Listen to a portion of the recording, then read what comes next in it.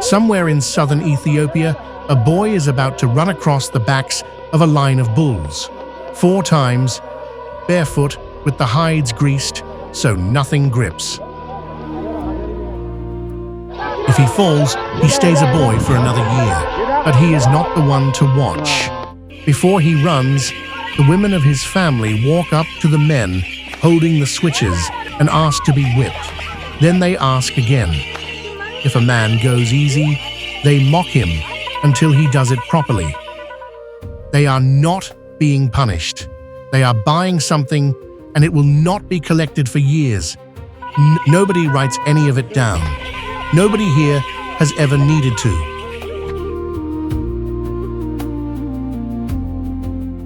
This is life in Ethiopia. Christianity has been in these mountains longer than it has been in most of the countries that later sent missionaries to Africa. Nobody ever came here to correct anything. So the question is not why they still do this. The question is, what else is still in there? The Bible they read is not the Bible you know. Theirs holds 81 books. Yours holds 66, and one of the books yours is missing gets quoted by name inside your own.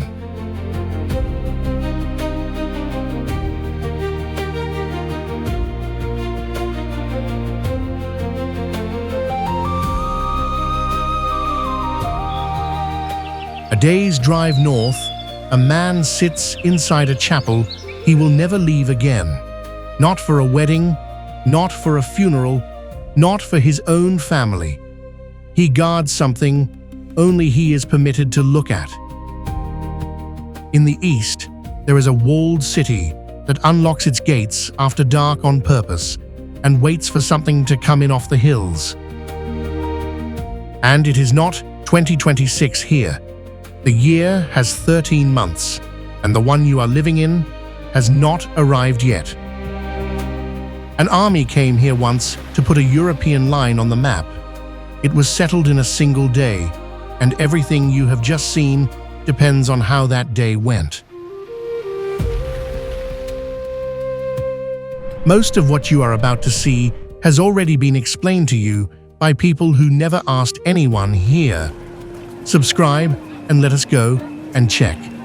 And tell us in the comments where you are watching from and what year it is where you are sitting.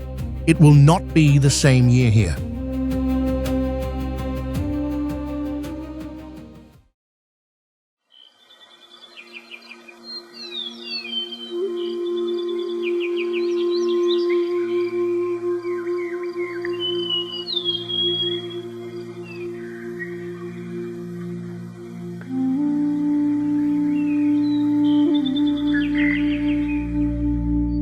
More than a dozen separate nations share the lower Omo River, each with its own idea of what a human being is supposed to look like.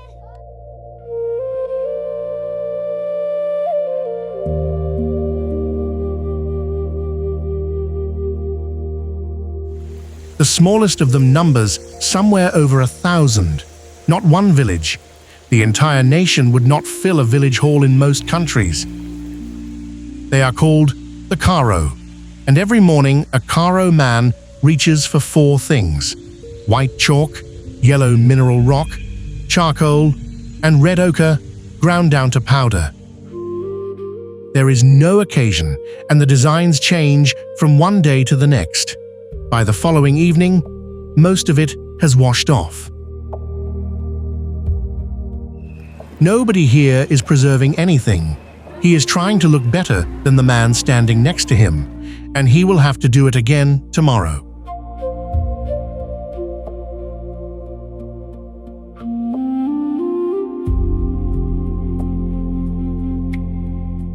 Now look underneath the paint.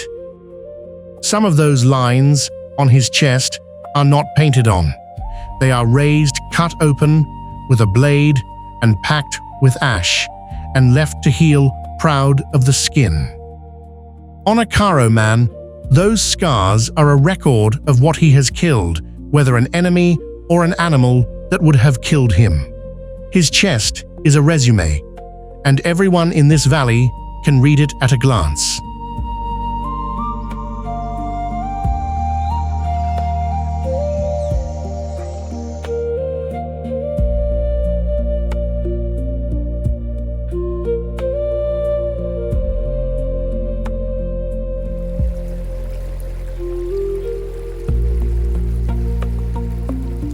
Go upriver and you reach the people. The rest of the world has already made up its mind about.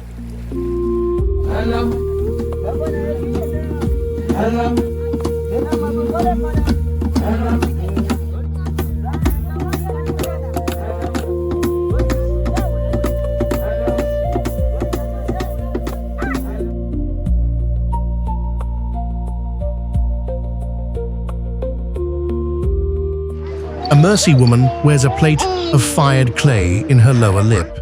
The largest of them run to about 5 inches across, which is roughly the width of a coffee saucer. And does it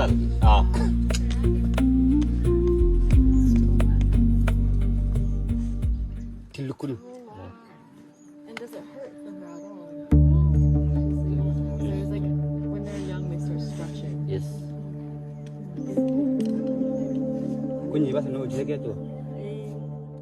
She got it at 15 or 16.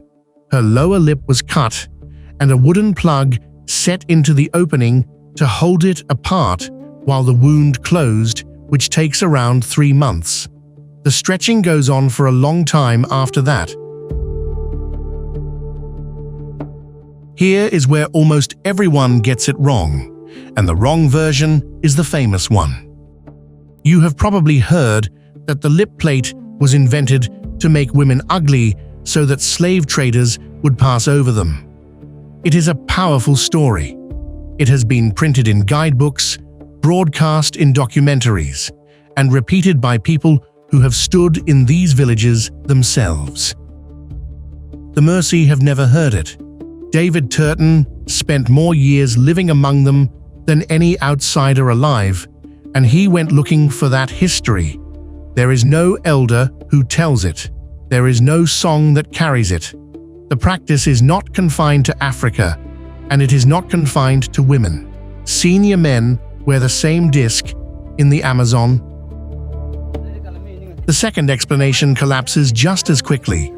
The plate is supposed to advertise the size of her bride price, except most of these marriages are arranged, and the cattle counted out long before the blade ever touches her lip.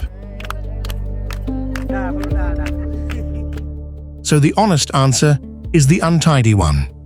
The Mursi do not offer a reason, and they have never needed one. The size is hers to decide, and she can stop whenever she likes. She can also refuse the whole thing, which is allowed, and which gets her called karkara, lazy. So the choice is real, and it is not free, which is roughly the deal. Every society offers its women, and only some of them admit to. The difference is that here, nobody pretended otherwise, and the world still spent a century explaining her to herself.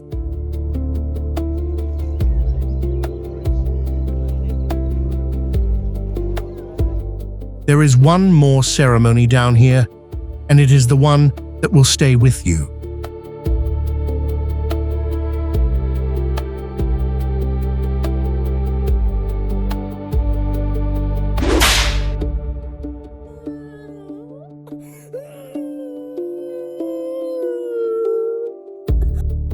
The Hamar number around 50,000 people spread across the dry lowlands east of the river. Their problem is one we solved with paperwork. How do you know when a boy has become a man? There is no birthday for it and no certificate. There is a line of cattle and there is a rule. 7 to 10 castrated bulls, sometimes more. If the family can manage it, hauled shoulder to shoulder and held in place by men gripping horns and tails. The animals get smeared with dung, and that is not a blessing. It is to make their backs slick. The boy has to cross the whole line without touching the ground, then turn and do it again, 4 times.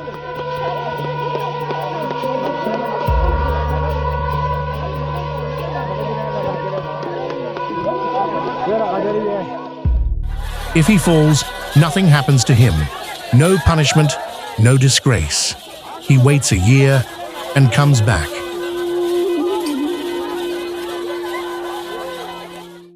but the cattle are not the part that stays with you.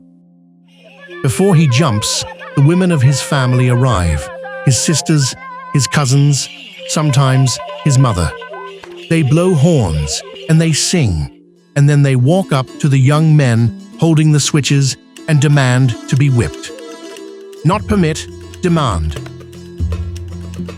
If a man goes easy, they mock him in front of the whole village until he does it properly. They stand there and ask for another one.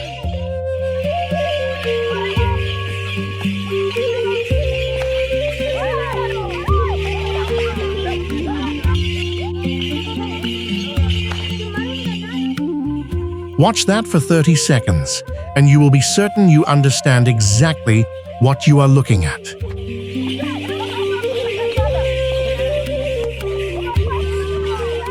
You do not. Those scars are a contract. Every mark on a Hamar woman's back is a debt written onto her body, and the man who put it there is the one who owes. Years from now, when her husband dies, or the herd dies, or the rain simply does not come, she will find him, and he cannot refuse her. That is the entire point. There are no courts out here, no banks, no contracts, no written word at all. So she went and bought the only insurance policy this valley sells, and she paid the premium in a single afternoon. The more scars a Hamar woman carries, the more men owe her, and the louder she is allowed to speak. She is not being punished. She is buying her old age. None of this was arranged for anybody's camera. It simply continued in a valley that stayed out of reach of nearly everyone who ever came to change it. Which is strange, because this is not a country without a center. 600 miles north, there is a city that was minting its own gold while most of Europe was still trading in cattle, and it has been the seat of this country's faith for 1700 years.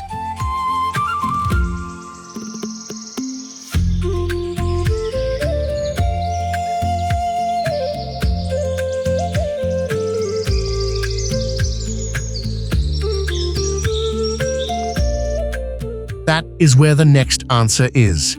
Behind a fence, inside a locked chapel, guarded by one man who is not allowed to leave.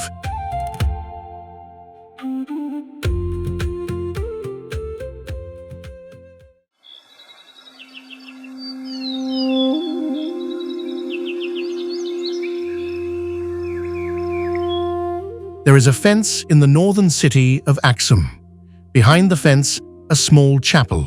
Inside the chapel, one man.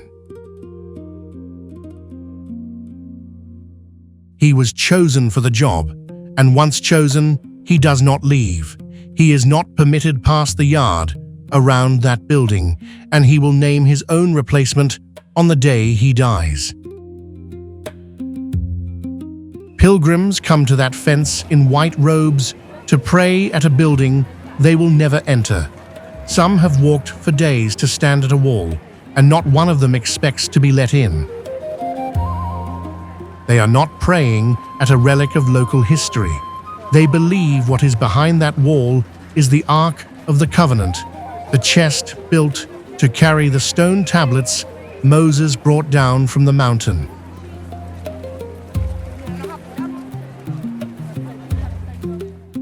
That is an extraordinary claim, and it is older than most of the nations that would dispute it. How it supposedly got to Africa is told in the Kebra Nagast, a medieval chronicle of the Ethiopian royal line. A queen from this region travels north to test the wisdom of Solomon and goes home carrying his child. Years later, that son Menelik rides to Jerusalem to meet his father, and when he comes home, the account says the ark comes with him. That story became the legitimacy of a dynasty. Ethiopian rulers traced their bloodline to Solomon for centuries, and by that tradition, The last emperor, Haile Selassie, deposed in 1974, was the 225th in the line. His formal title was Lion of Judah. And the people making this claim were not sitting in some forgotten corner of the map. In the 3rd century, a Persian prophet named Mani sat down and listed the 4 great kingdoms of the world: Persia, Rome, China, and Aksum.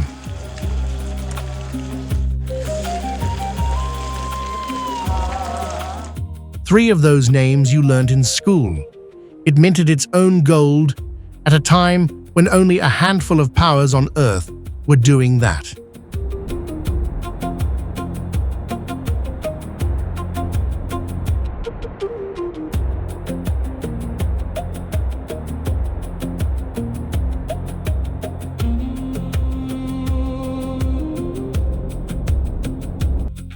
What is left of that empire stands in a field a short walk from the chapel. Granite obelisks, the tallest still upright at around 79 feet, roughly a 7-story building, carved with rows of false windows and false doors, as though someone had stood a stone tower on its end. Each was cut from a single block and somehow raised.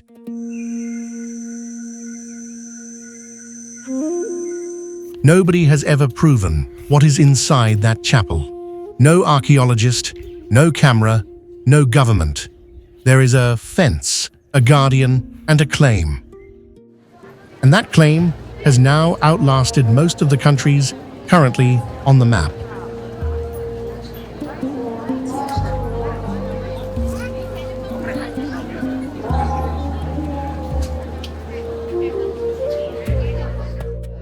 So what else has been sitting here that long, unchecked and uncorrected?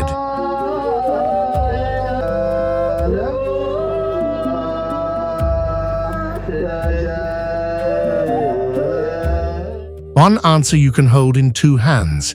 A priest lifts it off a shelf every morning, and it has been read here since before English was a language. And it is not the Bible, you know.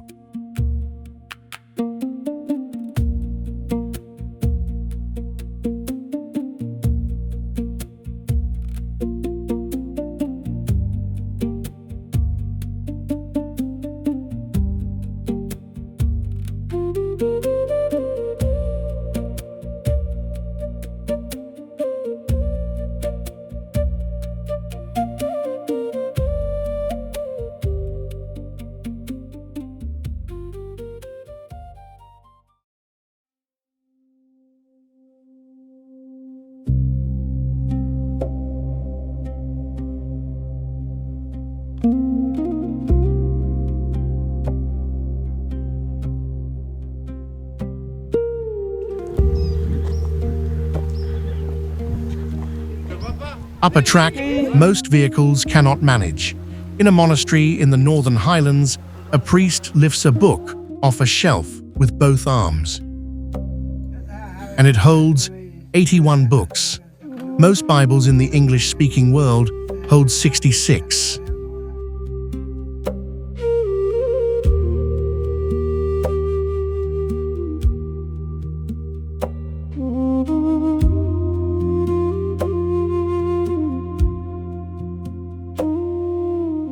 "15 books you have never read, sitting in a building with no electricity, in a language nobody is raised speaking."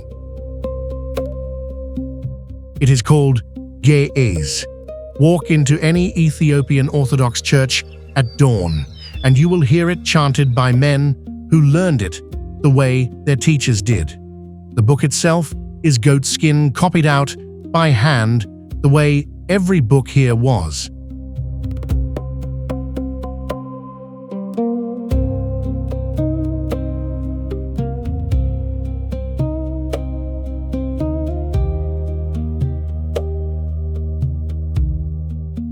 Now, one of those 15 is quoted by name inside your Bible. The Epistle of Jude, sitting in every Bible on earth, quotes a prophecy of Enoch. So the Bible most of the world reads quotes a book. The Bible most of the world reads does not contain.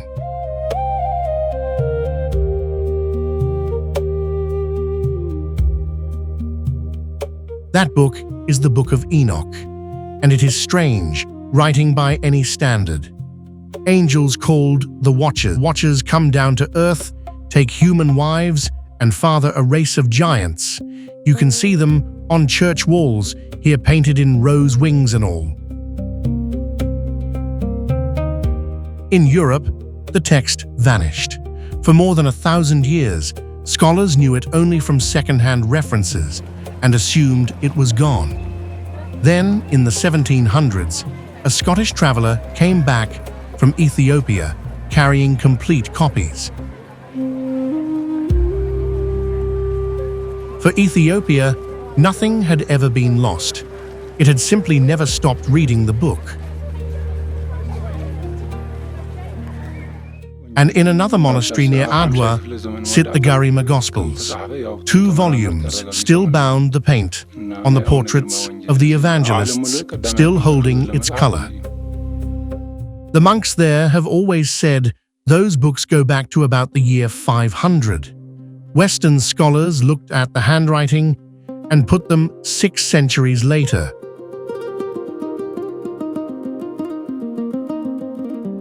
Then a laboratory at Oxford dated the parchment itself. The monks were right. The parchment came back older than anyone outside that monastery had been willing to say, which puts these 2 among the oldest illustrated Christian manuscripts anywhere on earth, and about 800 years ahead of the first printed page in Europe. While countless libraries were lost elsewhere, these sat on a shelf in the highlands, wrapped in cloth, being read out loud. As far as anyone knows, they have never once left that monastery. But a book can be carried out of a country, and this one nearly was. Parchment burns. Ink fades. A monastery can be emptied in an afternoon. 400 miles south, a king worked out the only way around that problem. If a faith could not be trusted to parchment, it had to go somewhere parchment could not. If you want something to still be here in 800 years, do not build it and do not write it. Cut it out of the ground.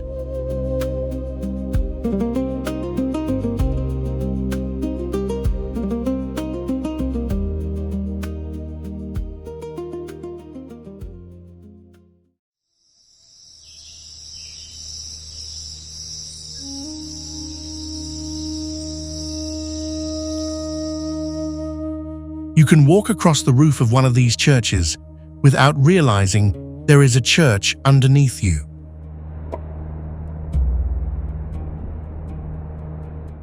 That is because nothing here was built upward.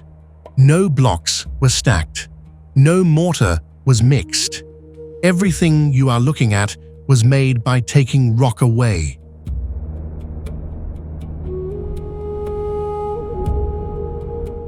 "11 churches cut down into the volcanic ground of the Ethiopian highlands about 8,000 feet up. That is higher than any point in the Appalachians, and men did this work by hand at that altitude. The town is called Lalibela, and it is named after the king who ordered them.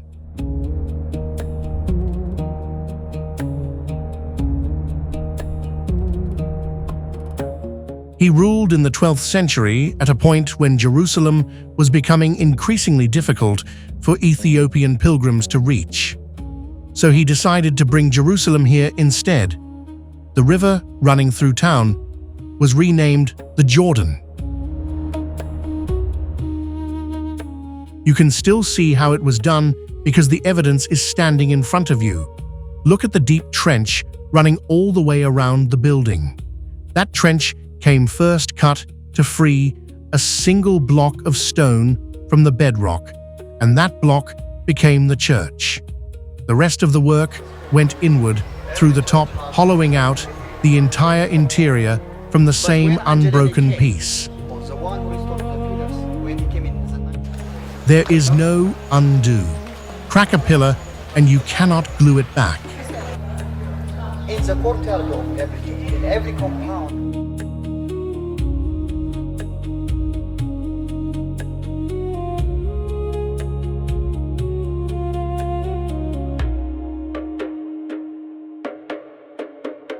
And every morning, a priest walks down into that hole and unlocks a door, barefoot on stone, worn smooth by 800 years of the same trip. This has never been a ruin.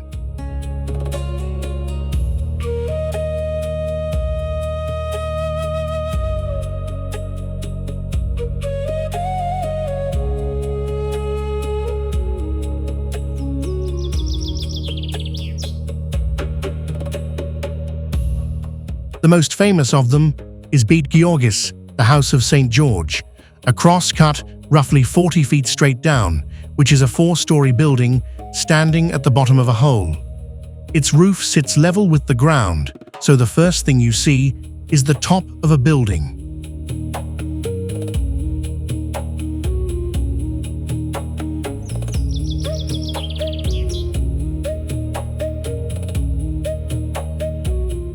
And the engineering underneath is not decorative.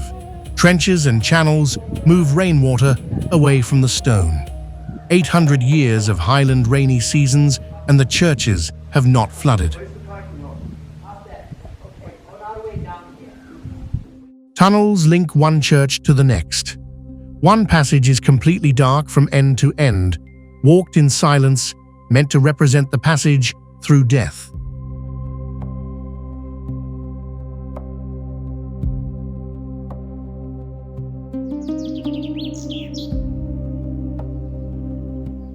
Ethiopians have an answer for how it was done in the time they say it was done. Men worked during the day and angels worked at night.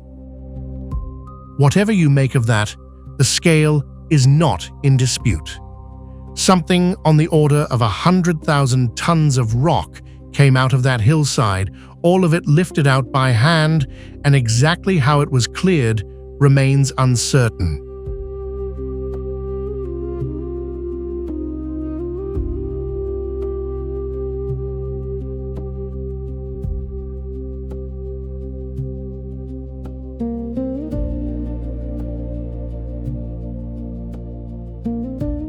Pilgrims still come 8 centuries later to the same doors.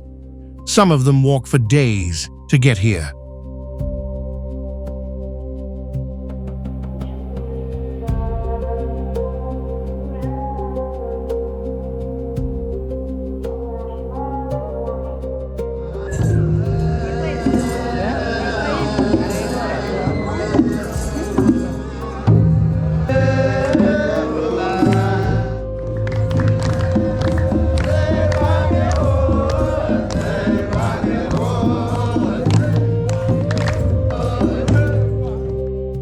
Lalibela went down into the earth. 400 miles north, they went the other direction.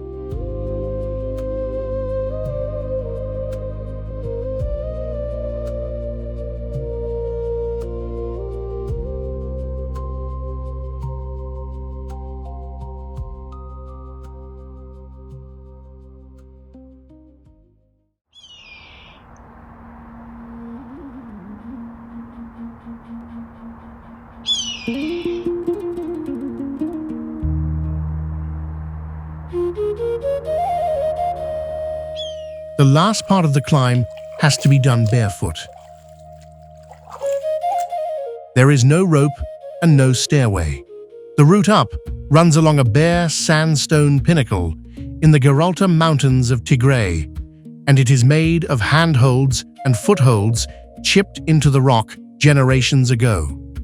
In places, it narrows to a ledge about the width of your feet, with roughly 650 feet of open air on one side.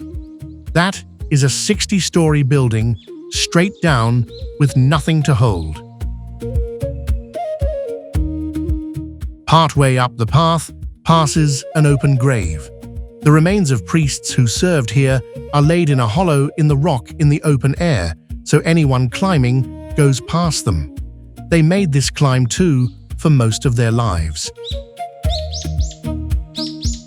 At the top, there is a church and a priest who still climbs up to open it.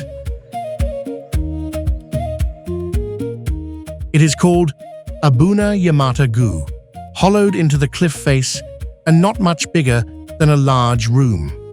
The domed ceiling is covered with painted saints and apostles, and the colors are still strong, protected all this time by altitude dry air, and the simple fact that almost nobody can get up here to touch them.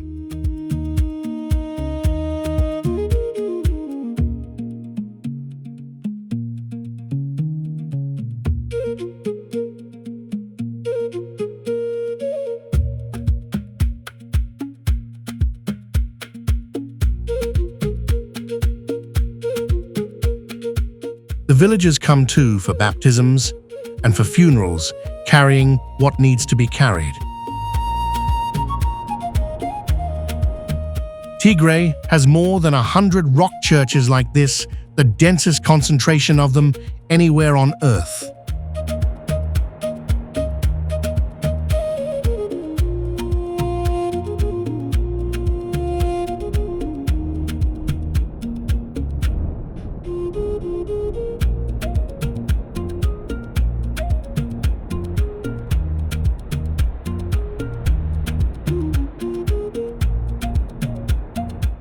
Which leaves an obvious question hanging in the air on the way up. Why would anyone put a church here?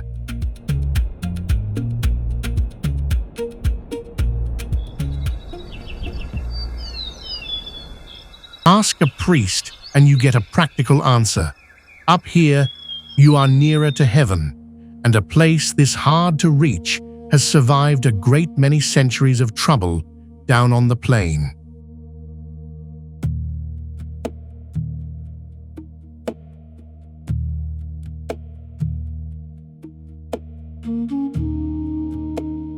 Ask him about the drop, and you get a different kind of answer.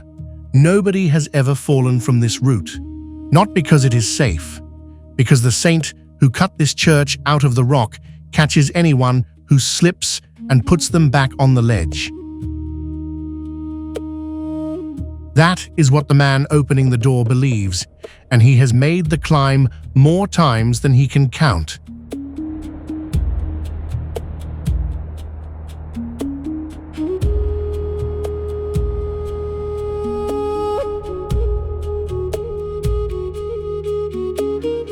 There is also the plainer answer, the one that runs through everything in this country. Something that costs you nothing is easy to put down.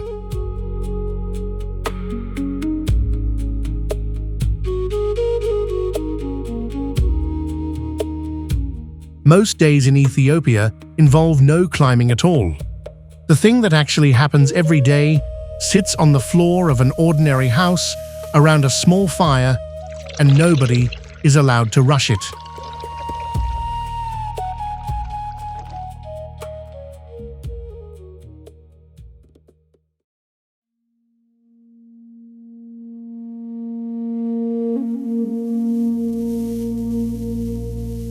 It takes about an hour, and that is the point.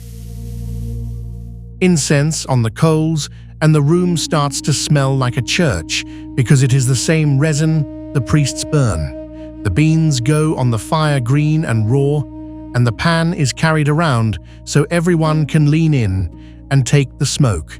Then the pounding starts in a wooden mortar in a rhythm you can hear from the street.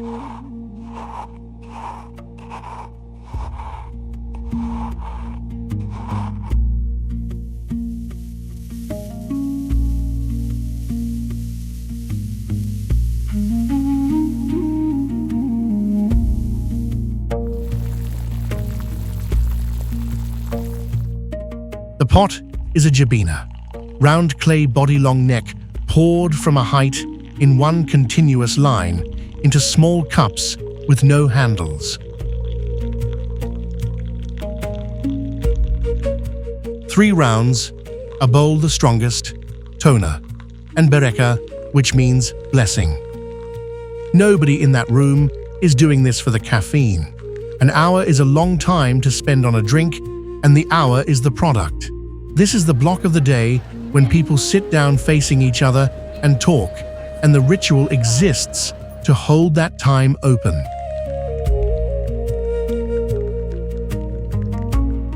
So the guest list matters more than the coffee. Neighbors get called over when the roasting starts because the smell carries, and it functions as an invitation. Turning up is expected. Leaving before the third round is not done, so the ceremony quietly guarantees that whatever needed saying has time to get said.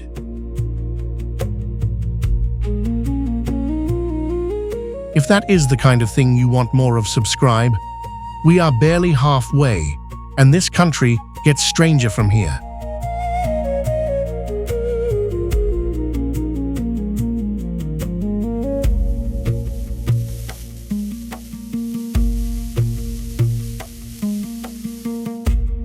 It is usually the youngest woman in the household running it, seated on a low stool with everyone else arranged around her, and that seat carries real standing. And this is not only a village thing. In Addis Ababa, the same setup runs on the sidewalk: a stool and a jabina and a charcoal burner, with office workers stopping on the way in. The plant itself started here too. Arabica grows wild in the forests of southwestern Ethiopia, and every cup you have ever had traces back to that ground. Which is a strange thing to sit with. The country that gave the world its most rushed drink is the one place that still refuses to rush it.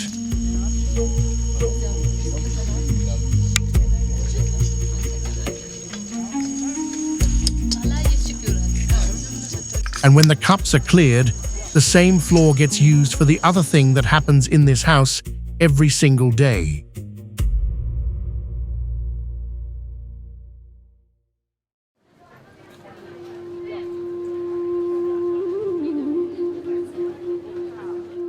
Teff is the smallest cultivated grain in the world, roughly the size of a poppy seed. Ground into flour, mixed with water, and left alone for about 3 days, it ferments into injera, the pale, spongy flatbread that shows up at almost every meal in this country. But the bread is not the interesting part. Watch what happens around it.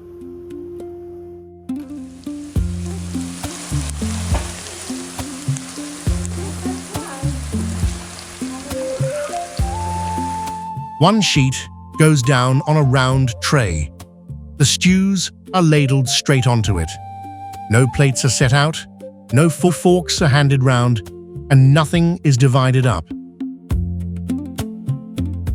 Nobody at that table has a portion. There is no my side and your side. Everyone reaches into the same tray and works toward the middle, which means the meal ends when the group decides it ends, not when your own plate happens to be empty. Then there is Gersha.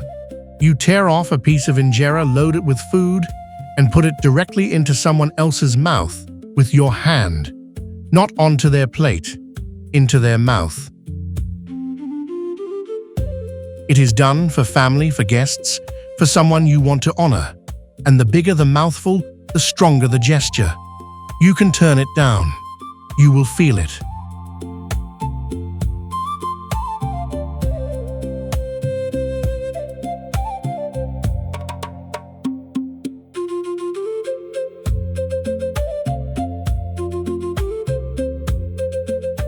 And for much of the year, what sits on that bread is vegetables, lentils, and split peas with no meat and no dairy at all.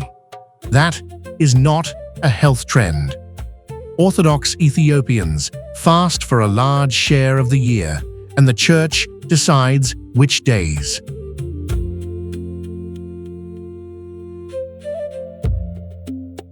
And the church is not counting the days the way you are. It is not even working from your year.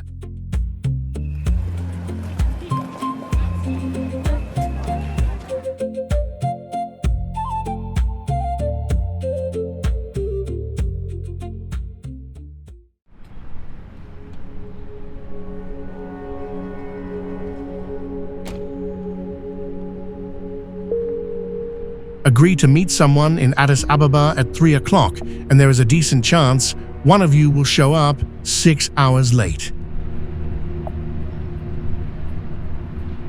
The Ethiopian day does not start at midnight. It starts at 6 in the morning when the sun comes up, which is arguably the more sensible arrangement. So 1 o'clock here is 7 in the morning to you. Locals switch between the two systems all day without thinking. Visitors miss buses. The calendar is tidier than yours as well. 12 months of exactly 30 days and no rhyme to memorize. That leaves 5 days over at the end of the year. Rather than scatter them, Ethiopia keeps them together as a 13th month called Pagum. The name comes from a Greek word for the forgotten days.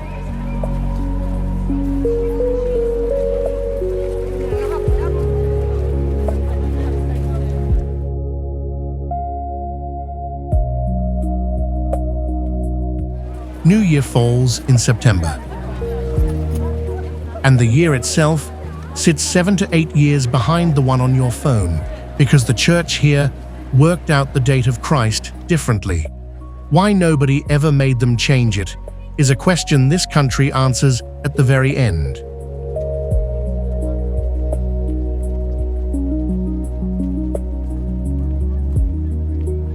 None of that is an abstraction here.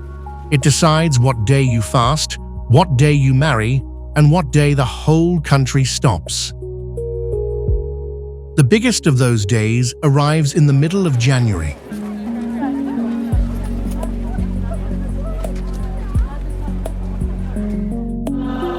Timkat marks the baptism of Christ, and Gondar is where it becomes something you can stand in.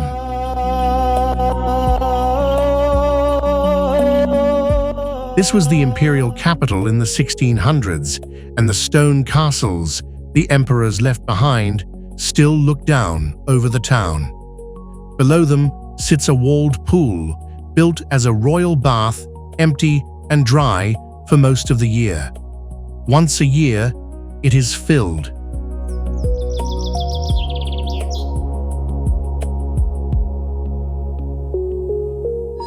The night before the tablet comes out, that is the replica of the Ark that every Ethiopian church keeps at its center, and no ordinary person ever sees it uncovered.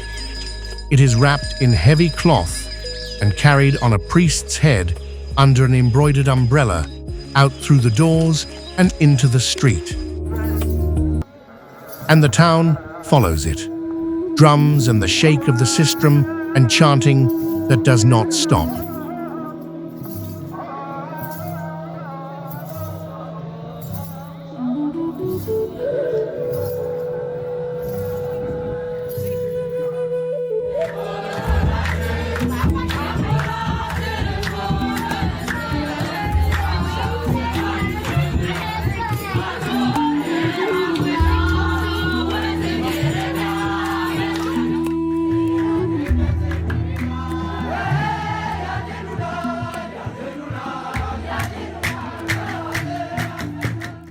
Families claim a patch of ground before dark and hold it all night.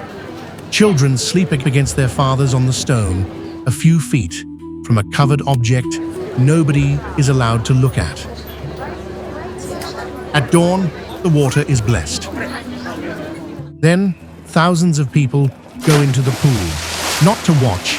They are renewing the baptism itself, all of them at once, in white, in water, in the middle of a stone courtyard built for an emperor 400 years ago.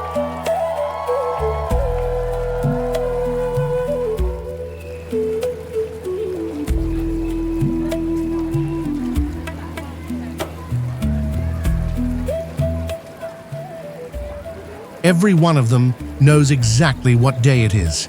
It is simply not your day.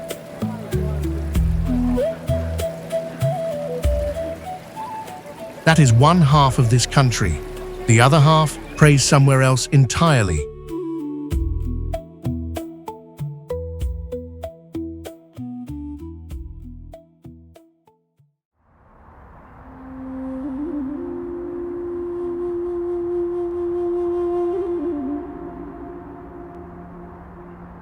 There is a walled city in eastern Ethiopia that holds 82 mosques inside an area you can walk across in 20 minutes. Harar, and it exists because of something that happened at the very beginning of Islam.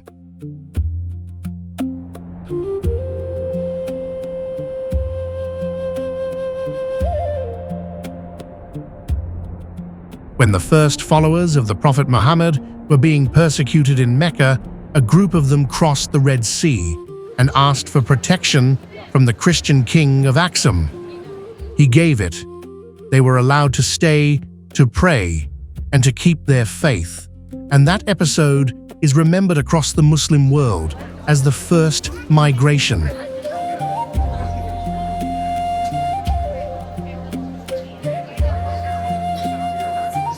So Islam did not arrive in Ethiopia, later brought by conquest. It arrived at the start as refugees, and it was taken in. Today, roughly a third of the country is Muslim.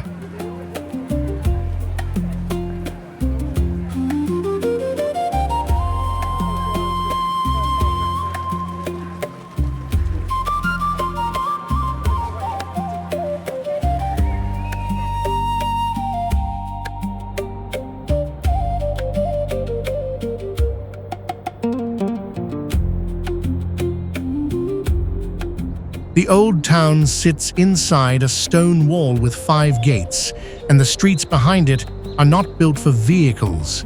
Hundreds of alleys wide enough for 2 people, and a donkey walls painted in flat blocks of green and pink and blue. The market packs up at dusk, and by dark, there is almost nothing edible left inside those walls.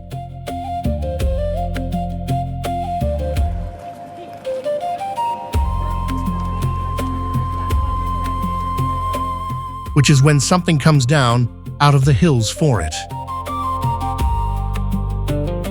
Hyenas.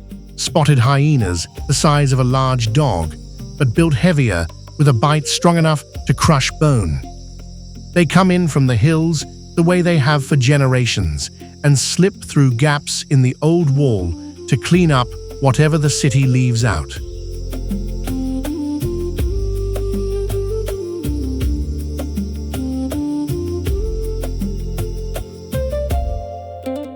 Most places would shoot them. Harar feeds them. Just outside the gate, a man sits on the ground in the dark and calls them in by name. Each hyena has one. He holds out strips of meat on a short stick, and they come forward, take it, and back off. Sometimes he holds the stick in his teeth and lets them take it from his mouth.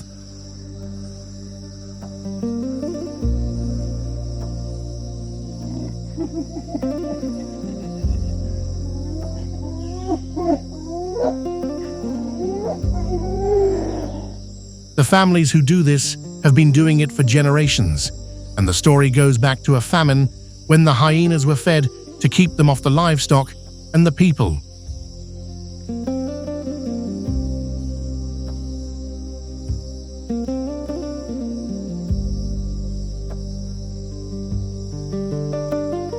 Whatever the origin the arrangement holds, the city gets a cleanup crew, the hyenas get fed. Nobody has agreed to anything, and it works anyway.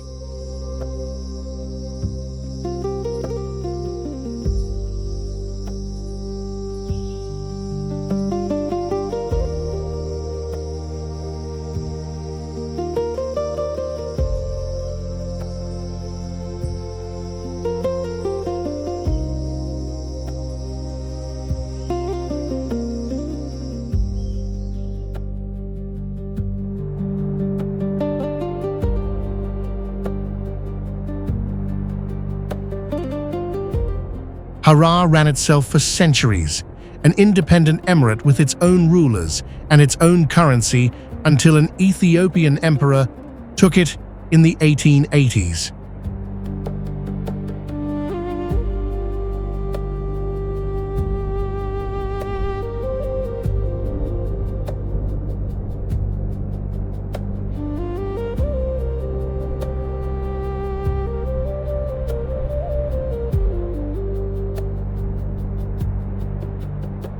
A few years after that, Europe came for all of it, expecting the result it had already got everywhere else on the continent.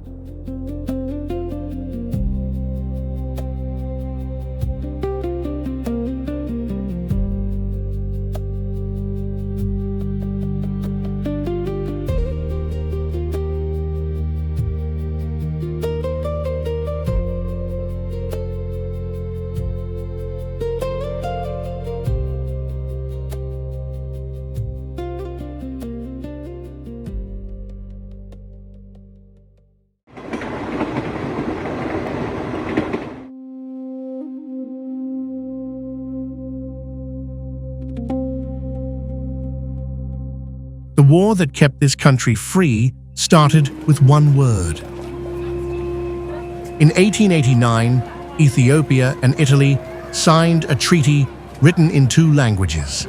Article 17 said the Ethiopian emperor can conduct his foreign affairs through Italy. The Italian copy said he must.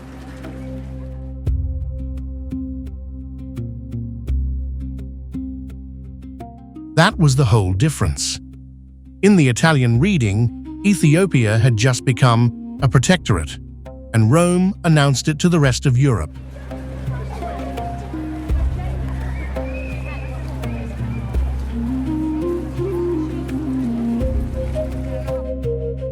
By most Ethiopian accounts, the first person to call it what it was and to refuse it out loud was the empress.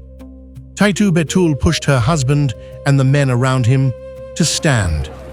Emperor Menelik II tore the treaty up, and Italy sent an army to enforce it.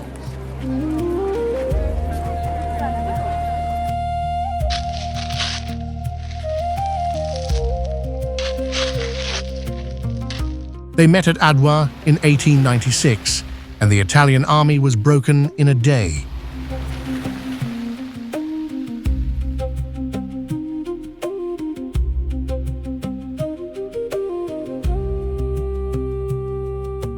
Understand what that meant at that exact moment. Almost every line on the map of Africa had by then been drawn in a European capital by men who had never stood on the ground. They were dividing. There was one exception on that map, and it stayed the exception.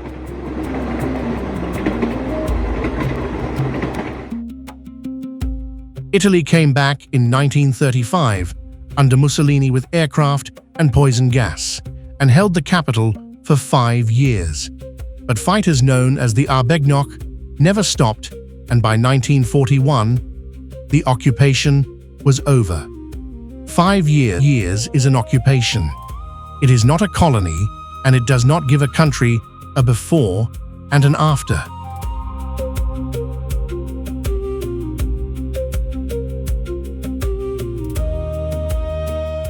Look at the flags of Africa.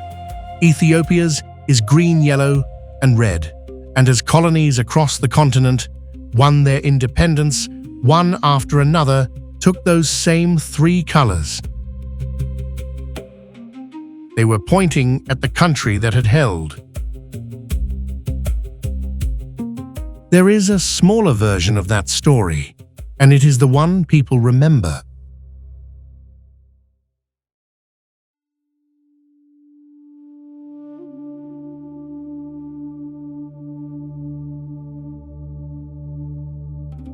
In 1960, an Ethiopian soldier named Abebe Bikila lined up for the Olympic marathon in Rome.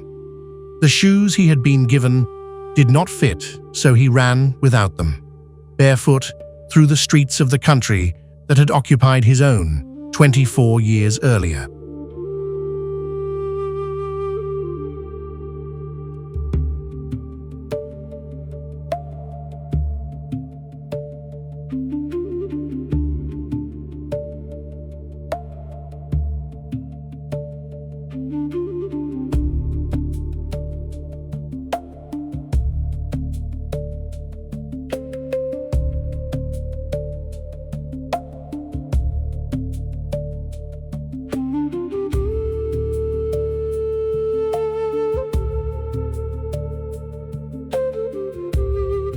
Late in the race, The course passed an obelisk. Italian troops had taken it from Axum and shipped it to Rome as a trophy.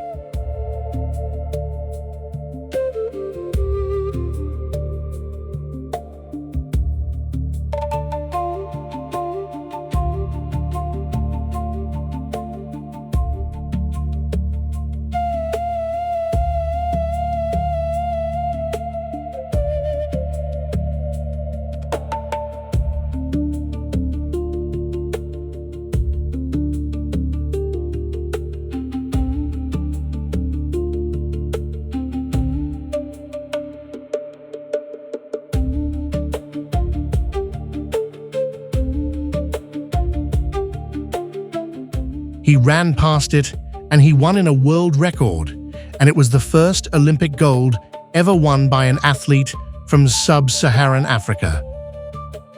That obelisk went home in 2005. It stands in Axum again, a short walk from the chapel. Nobody is allowed to enter.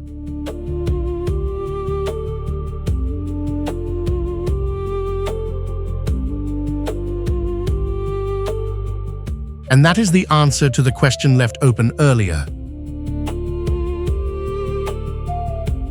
Nobody ever made this country change its calendar because nobody was ever in a position to make it change anything here.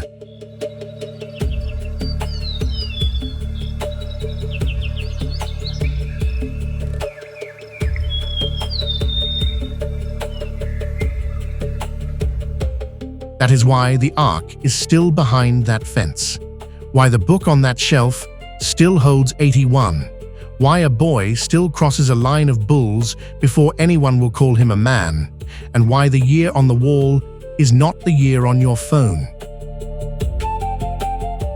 The old thing here was never replaced. It was simply never interrupted.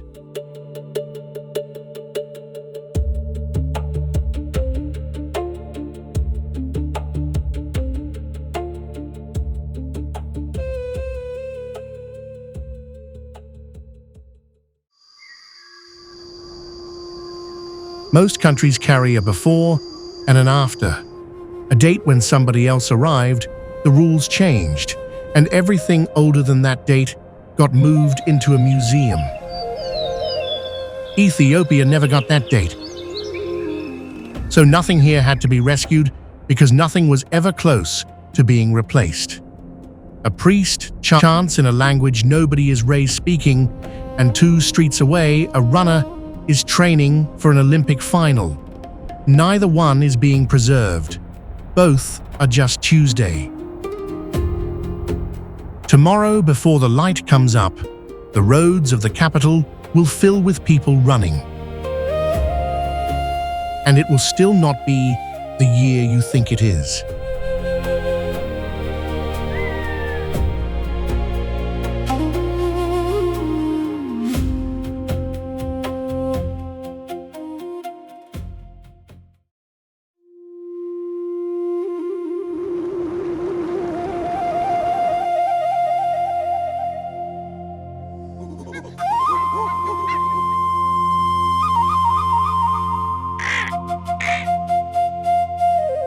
Before the sun is up, a man leaves his village and starts walking.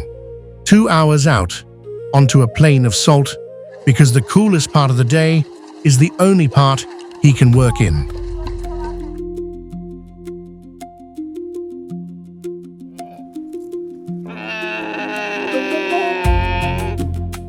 By midday, the air here can pass 120 degrees. It does that most of the year.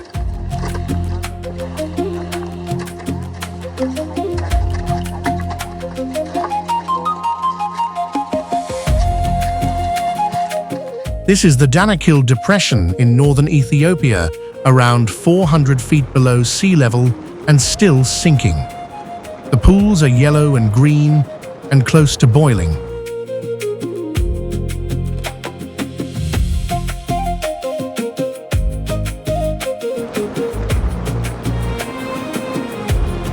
And he is not alone out there.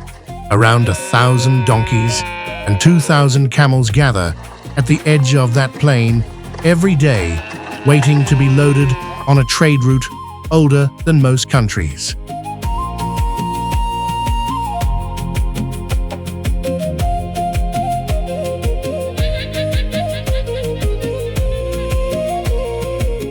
A few miles away, another part of this landscape never cools at all.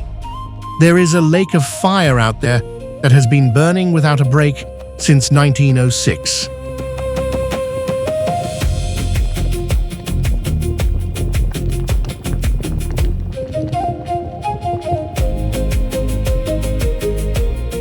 Now here is the thing about this country. It is not strange, because one corner of it is extreme. It is strange, because every extreme sits inside the same borders.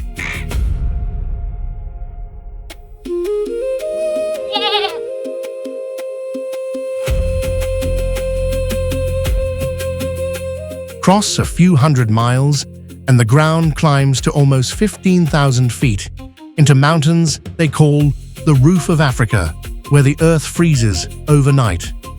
The rarest wolf in the world hunts up there, and fewer than 500 are left.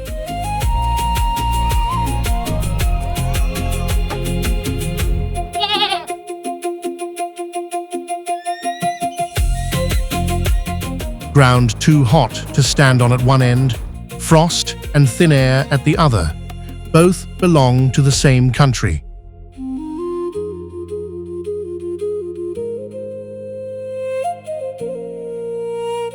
And this land has been shaping living things for a very long time. We were not the first to adapt here. 3.2 million years ago, in this same corner of Ethiopia, one of our ancestors was already walking upright. We know because we found her.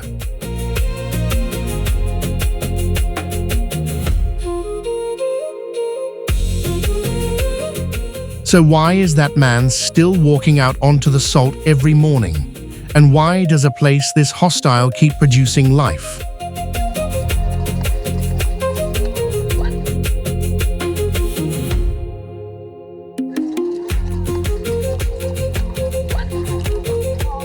This is life in Ethiopia. Subscribe if you want to see the half of this country that never makes the postcards. And before we go any further, tell us in the comments where you are watching from. It is always further than we expect.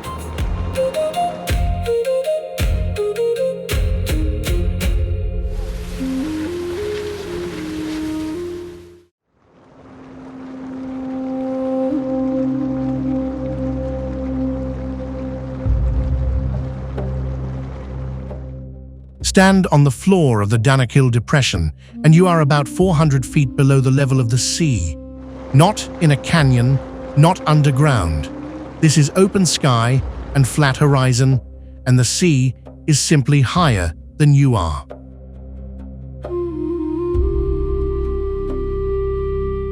It is also still dropping.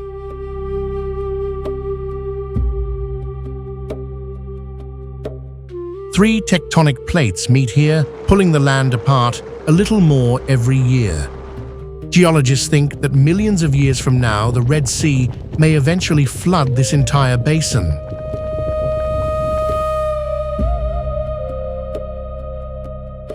It has been ocean before.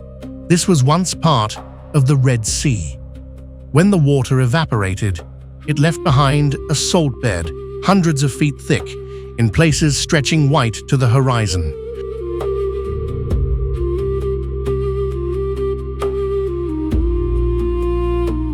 Which still does not explain why anyone would choose to work out here.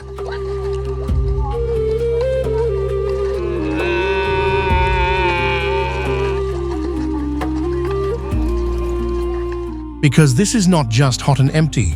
Where the heat gets out, it gets genuinely hostile.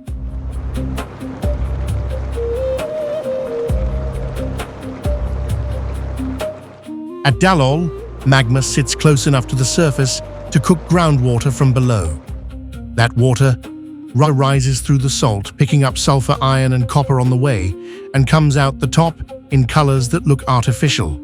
Acid yellow, copper green, rust orange, bleeding into white crust.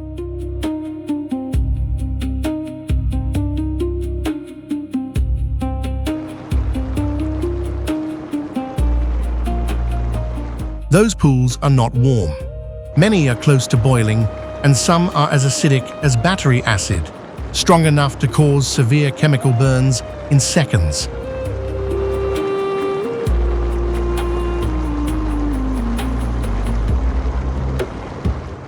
Which raises a question scientists have actually been fighting about.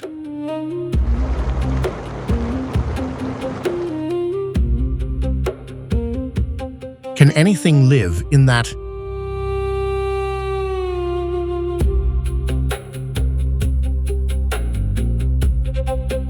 Extremophile microbes have been found in the Danakil region in conditions that should sterilize anything. But at the hottest and most acidic pools at Dalol, some research teams have found no life at all and argue there is a hard limit in there that biology cannot cross.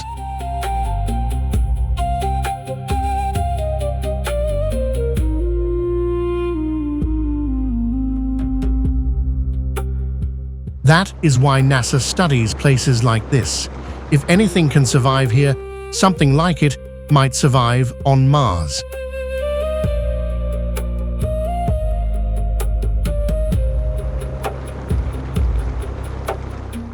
Then there is what sits north of the salt.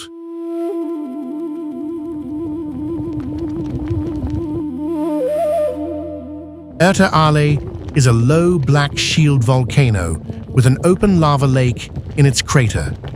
Not an eruption, a permanent feature. Molten rock has been churning in there without stopping since around 1906. At night, the glow is visible for miles.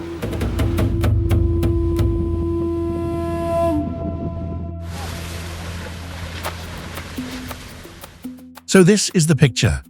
Ground below sea level splitting apart, paved in salt venting acid, with a lake of fire on top of it.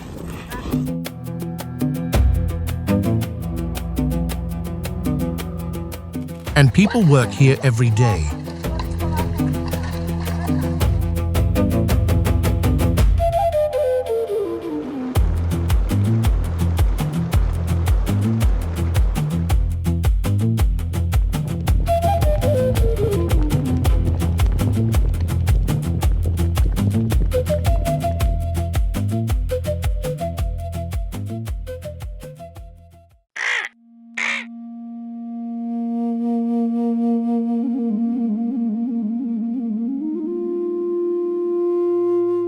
The house comes down in under an hour.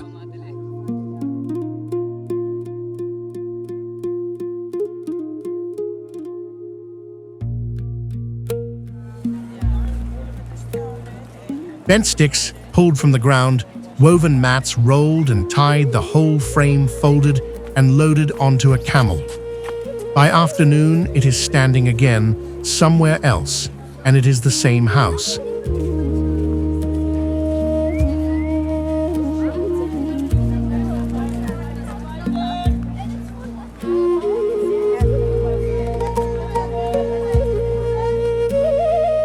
These are the Afar.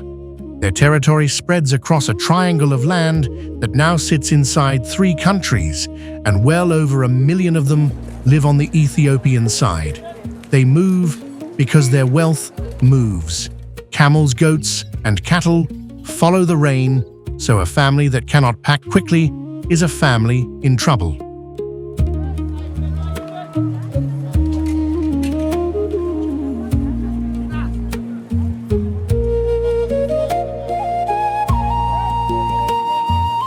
Outsiders, meanwhile, could barely get in at all. Through the 1800s, this stayed one of the last blank spaces on maps of the world, and not for lack of trying. European expeditions went in and did not come back out. The first documented crossing by an outsider came in the 1930s with Afar guides. He called it a land of death.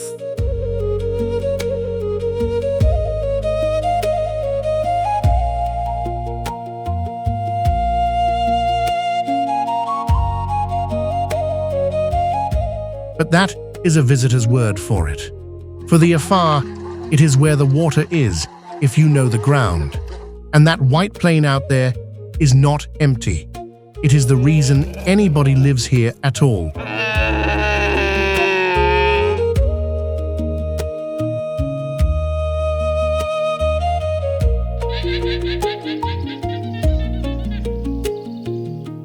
Out on the flat, there is no machinery, no water, no shade, no power. What there is a wooden pole.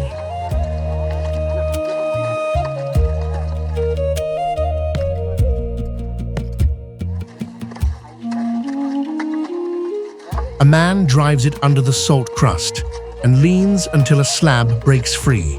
Another man trims that slab with a short axe, working to a fixed size rather than a shape he likes. Every block has to match because they are tied in pairs, and an unbalanced load will not make it up the escarpment.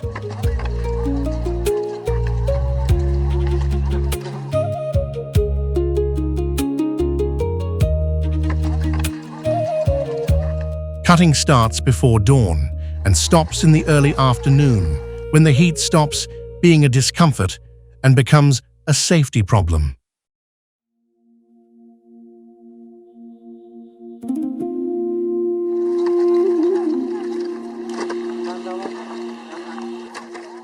Then, the caravan turns and walks uphill toward the highland markets. 2 or 3 days, much of it at night. The same families have walked this route for generations. A camel that goes lame halfway is not an inconvenience. It is the whole trip.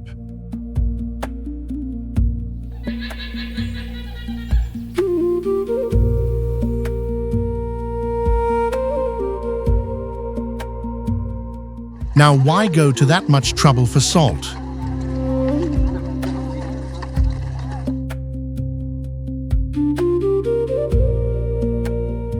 Because for centuries in this country, these blocks were the money. They had a name Amoli, and they worked as currency across the highlands. You could buy livestock with them. You could settle a debt with them.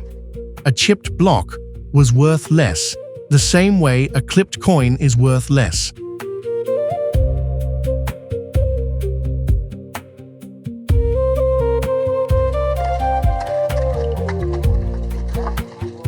That system lasted into the 20th century.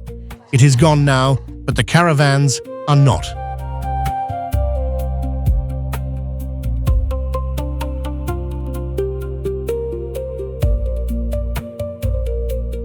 Although maybe not for much longer.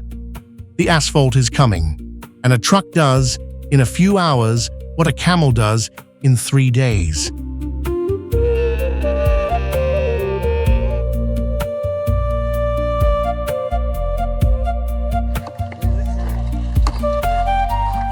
Even so, the salt roads are recent. People have been in this corner of the country far longer than that.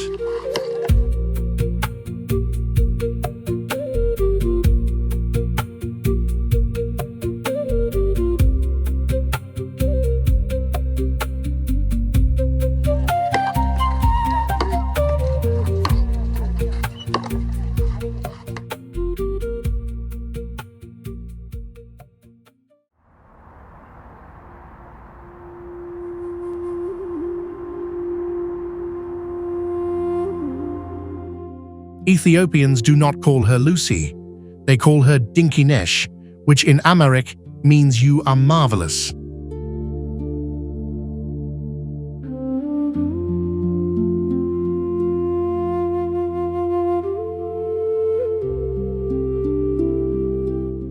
She came out of the Afar Badlands in 1974. About 40% of a skeleton, which for a hominid that old is close to a miracle.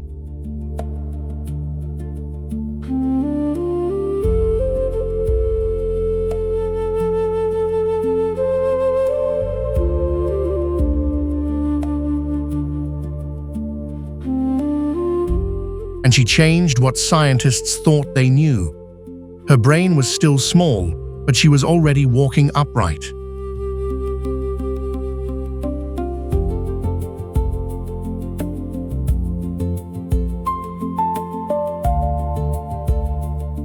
Lucy was only the beginning. The same country later produced Adi older than Lucy by more than 1,000,000 years, along with some of the oldest known remains of our own species. Few places on Earth have given up this much of our story.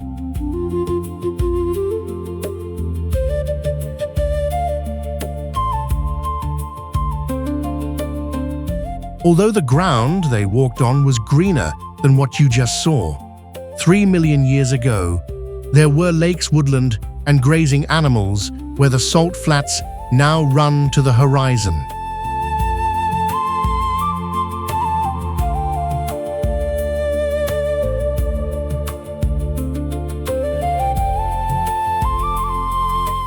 The furnace came later.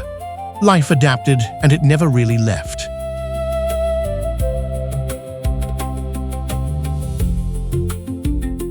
If scientists are right, everyone watching this traces back to ground somewhere near here, which makes it strange that most of the world only ever saw this country once.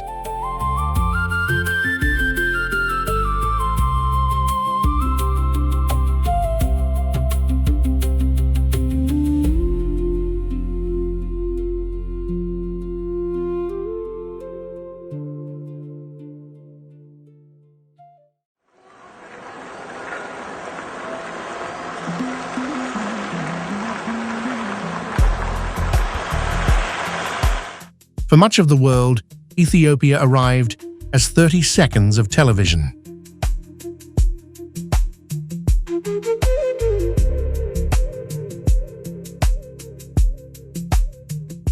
(1984), a famine that came to stand in for an entire country and then never let go of it.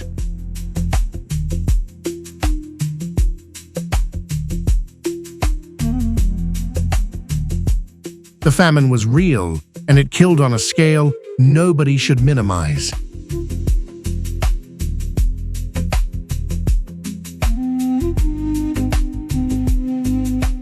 But it was a moment, and it got mistaken for a nation.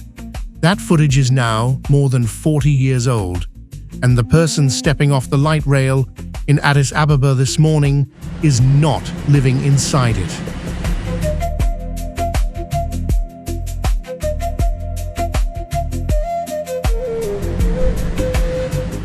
Today, the skyline looks nothing like the pictures that made this place famous. Glass towers rise beside corrugated roofs. The light rail slides above traffic that barely moves. Cranes have become permanent features of the view.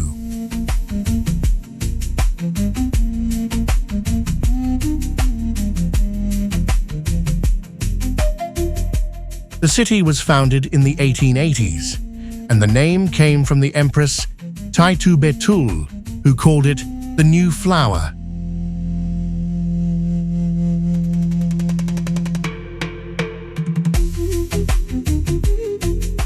The country has added close to 100 million people within a single generation, and most of them are young.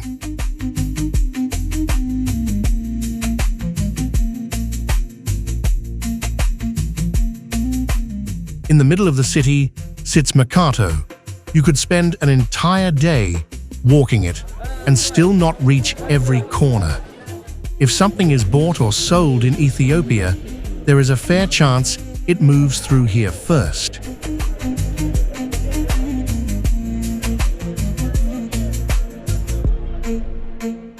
And on the edge of the city stands the headquarters of the African Union.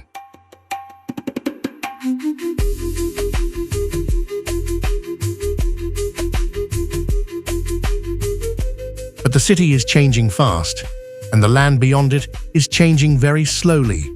Leave the capital behind, and this becomes a completely different country again.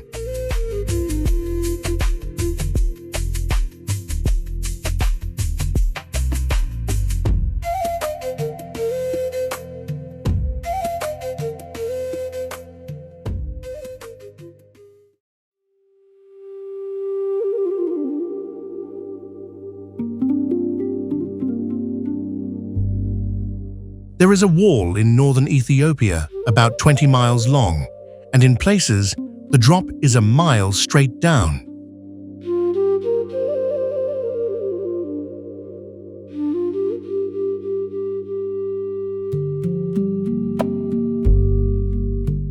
Stand at the top and the land in front of you simply stops.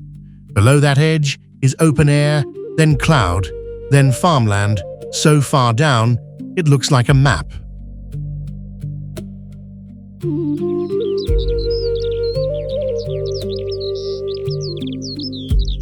The Simien Range began as a vast volcanic plateau laid down long before the Rift Valley existed. Millions of years of rain and rivers carved it into the cliffs, towers, and gorges you see today.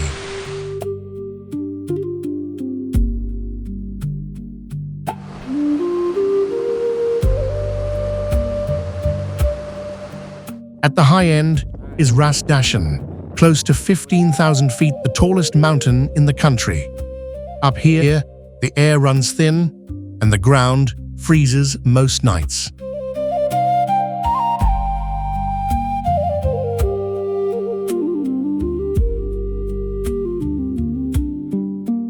Even the plants have adapted. The giant lobelia stands like a column on the open plateau, keeping its dead leaves wrapped around the stem as insulation against the cold.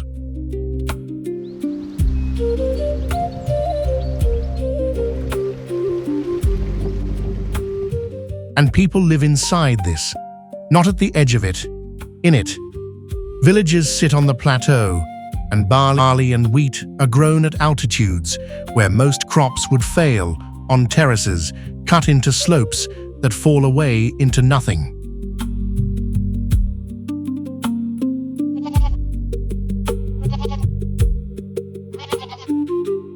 Which is also the problem. People, livestock, and wildlife all depend on the same mountain grass, and protecting this place is a constant balancing act.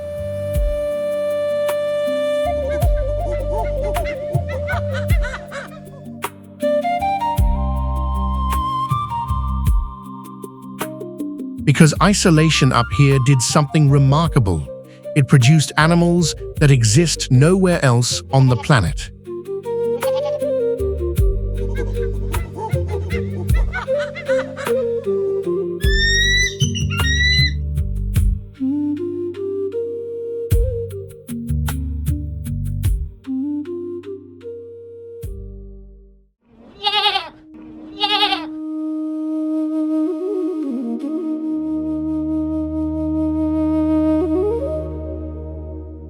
At first light, the cliff edge starts moving.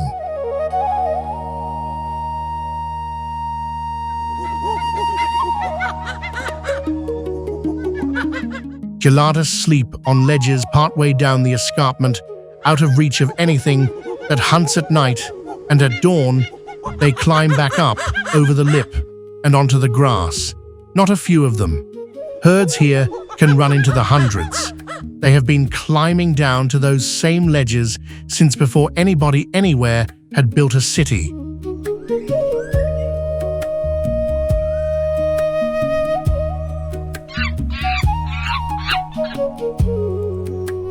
They are not baboons, although people call them that. They are the last surviving members of a group of grass-eating primates that was once widespread, and they now live only in the Ethiopian highlands.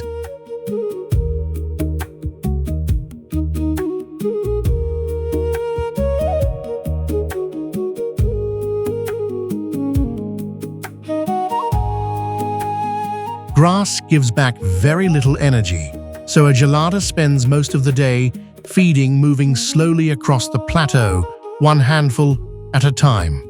The red patch on the chest is what gets them the nickname Bleeding Heart, and it brightens in the breeding season.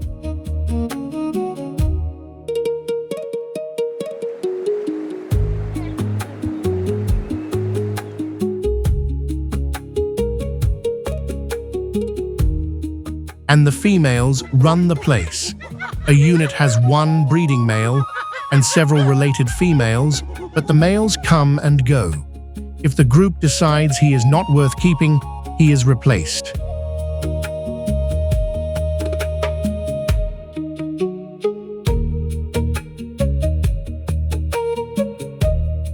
They are not the strangest climbers up here, though.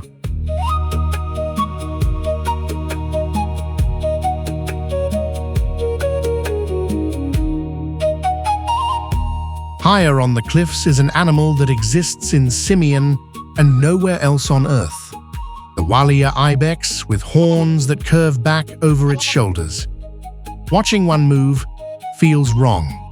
It crosses near vertical rock, as though gravity had been switched off, on ground with no footholds you can see from a distance. There are only a few hundred left.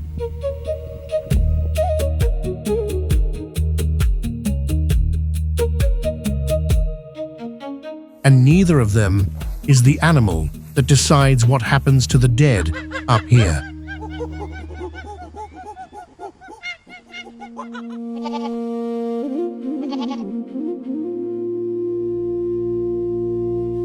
The bearded vulture has a wingspan around 9 feet, and it is not interested in meat. Almost its entire diet is bone. What it cannot swallow whole, it carries up drops onto rock and comes back down to eat in pieces. Its stomach acid does the rest.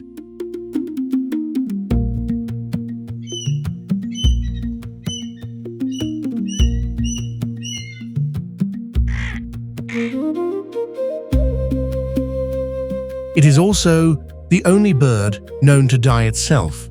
The feathers underneath are naturally white, so it seeks out soil and water rich in iron oxide, bathes in it, and comes out stained rust red.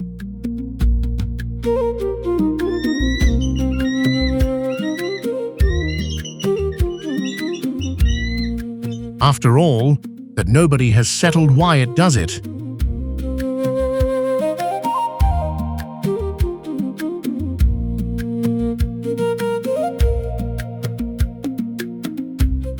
Three specialists all hanging on in one mountain range, which raises the question of the next plateau over.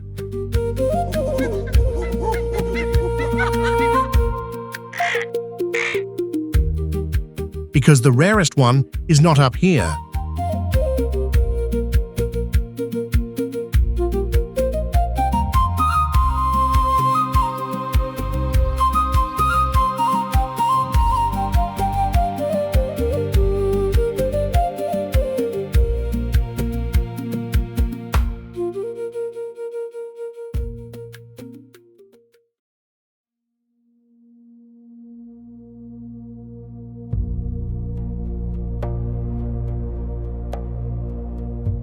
There is an animal on this plateau with its eyes and nostrils set on top of its head.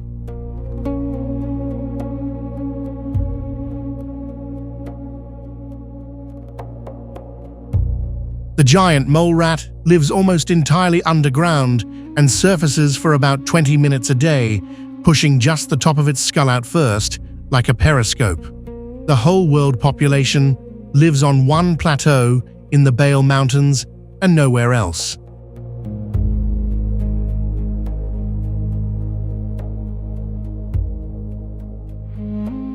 It has good reason to be careful.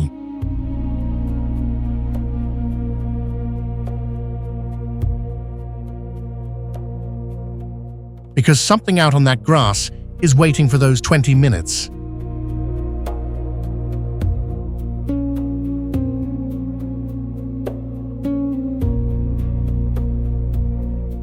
The Ethiopian wolf is rust red with a white throat, longer in the leg than you expect, and it is the rarest wolf in the world. Fewer than 500 are left. Roughly half are here above 10,000 feet on ground that freezes solid at night.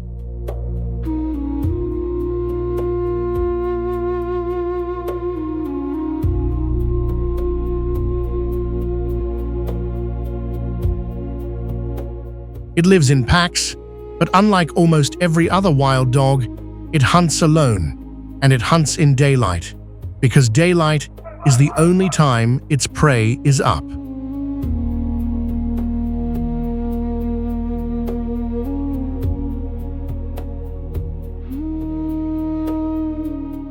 So it walks the plateau slowly and waits.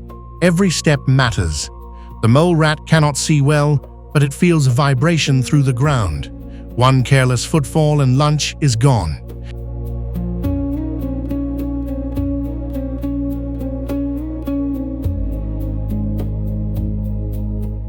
When the moment comes, the strike is a dive head first into the earth.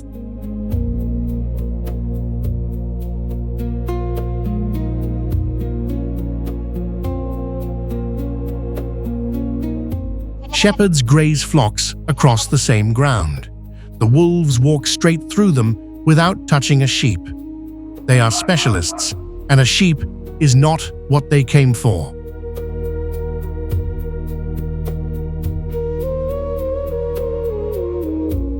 Hunger is not what nearly wiped this animal out.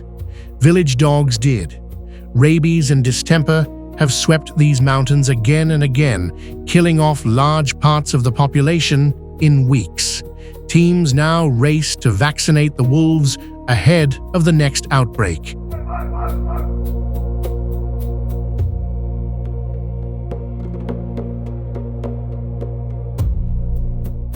And the cold ground it needs is climbing higher up the mountain as the climate warms. There is only so much mountain left to climb.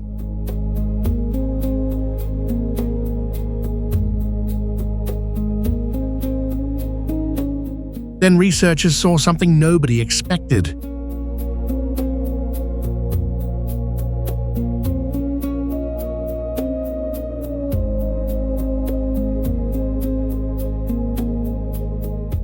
Wolves drinking nectar, muzzles pushed into highland flowers, faces coming away smeared with pollen, carrying it on to the next bloom.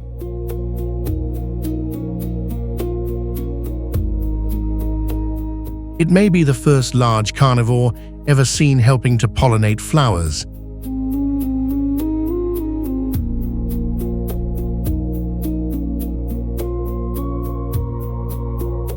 A wolf doing the job of a bee on the roof of Africa.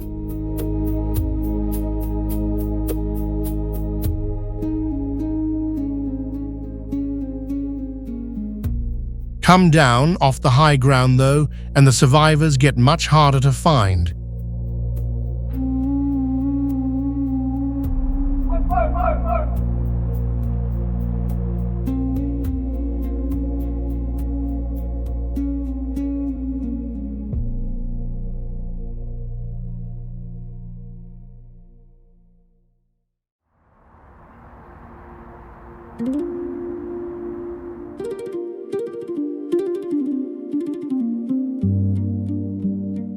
A lion killed his father.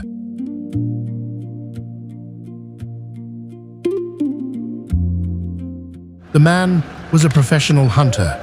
He shot the lion in the bush of the Rift Valley, and the lion reached him before it died.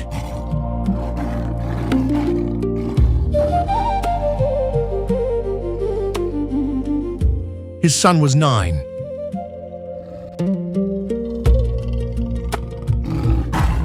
Years later, that son went back with a camera instead of a rifle, and he has spent his life since photographing the animal that took his father. He posts what he films so that people in his own country can see what lives here, because most of them, he says, have never been shown.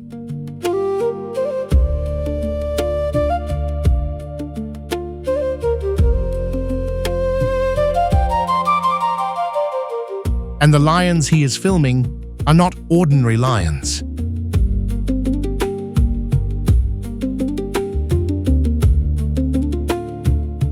Ethiopian lions grow unusually dark manes, black across the shoulders and running down the chest. For years, the assumption was that the wild ones were finished. Hunted out, pushed off their land, gone, except for the ones behind bars in Addis.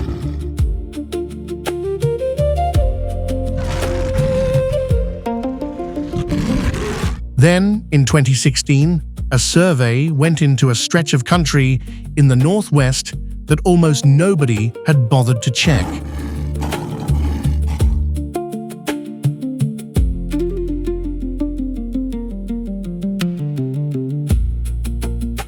lions were there, around 50 of them, in an area where officially they had not existed for decades.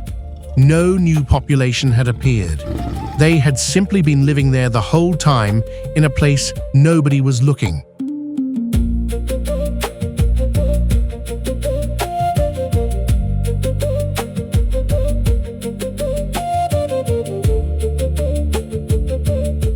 The rift is full of places like that. Remote valleys, isolated lakes, ground people stopped checking a long time ago.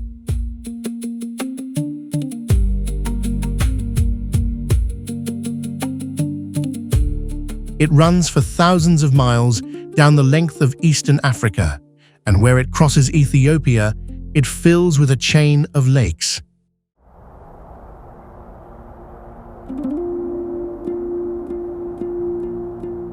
Some of them are so heavy with soda and salt that almost nothing can drink from them, which is exactly why the flamingos are there filtering algae out of water that would poison most animals, thousands of them at once, until the shoreline itself turns pink.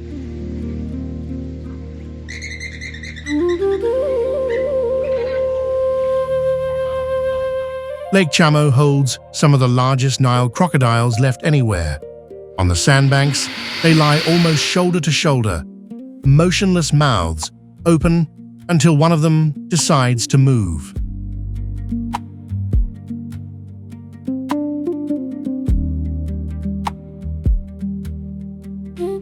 Hippos surface further out, and they look slow, right up until one comes out of the water at you.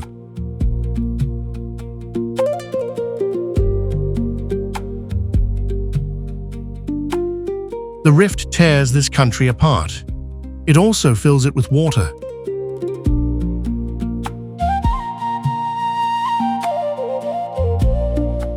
And one lake far to the north changed the history of everything downstream of it.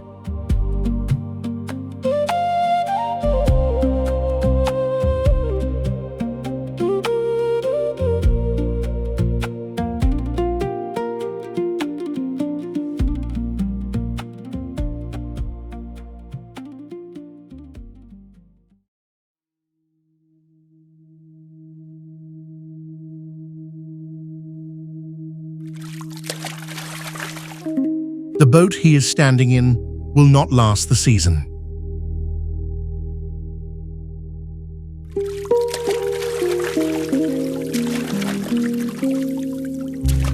It is called a tankwar, built from bundles of papyrus reed instead of wood. Week by week, the reeds soak up water until the boat grows too heavy to trust, so its owner drags it onto the bank and builds another. That is cheaper than trying to save it. The old one dries out on the bank, while the new one goes back on the water.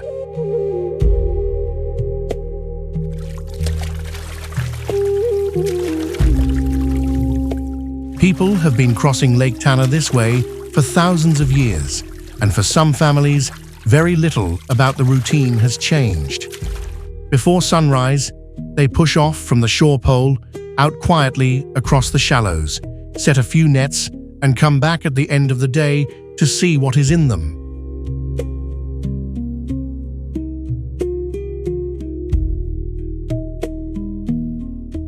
This is the largest lake in Ethiopia, and surprisingly shallow for its size.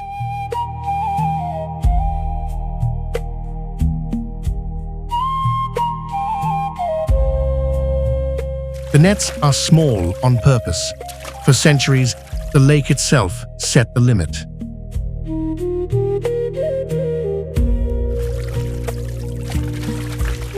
Then engines arrived, bigger nets followed, and fishing that once paused with the seasons became something that runs nearly every day of the year. Suddenly, fish could be taken faster than the lake could replace them. Men who fish here now will tell you their fathers brought in more with simpler boats and worse gear.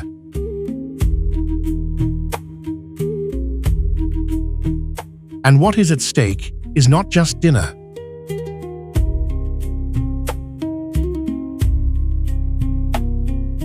Lake Tana holds an entire group of large barbarous fish that evolved only in this basin. Lose the lake, and they go with it.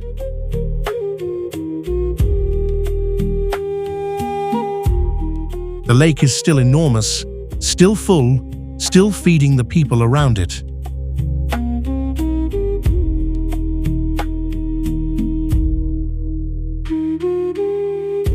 But one river leaves these quiet waters, and it carries most of the flow of the Nile.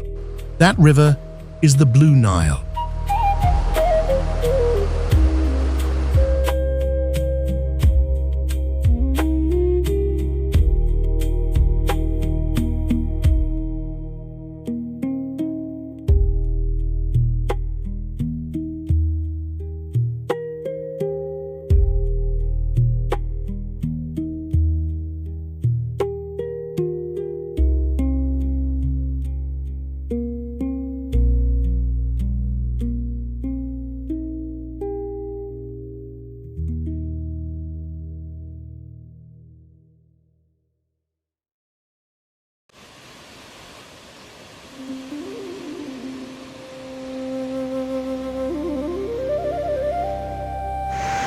The locals call it smoking water.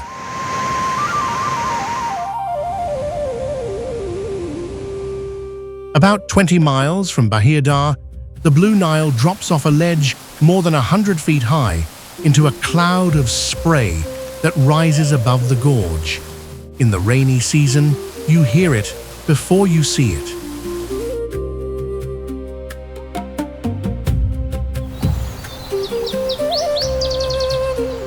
Except that much of that water no longer goes over the edge. It was redirected upstream through turbines because this river has been given another job.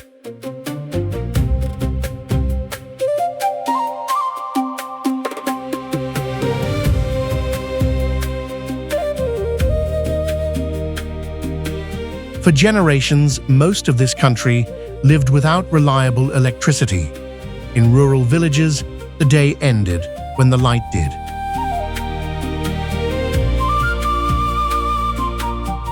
So Ethiopia built the largest hydroelectric dam in Africa.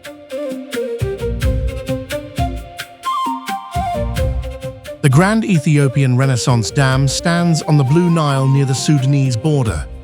Foreign lenders would not finance it, so Ethiopians paid for it themselves. Bonds were sold to teachers, farmers, taxi drivers. Civil servants gave up part of their salaries. People bought into a dam most of them would never see.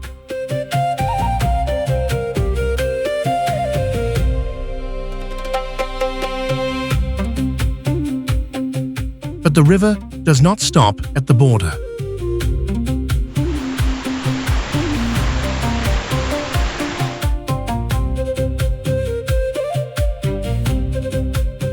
The Blue Nile carries most of the water that eventually reaches Egypt, and virtually everyone in that country drinks from it. Every gallon held behind this dam is a gallon somebody downstream is counting.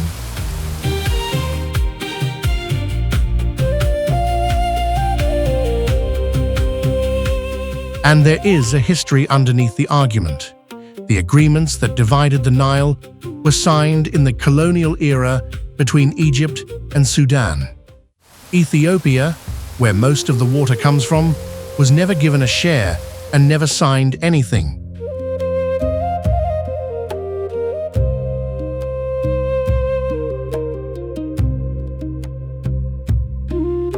Talks have run for more than a decade. The dam was inaugurated anyway.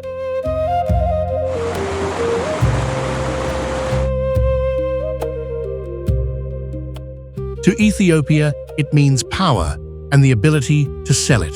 To Egypt, it raises a question about the water the whole country lives on.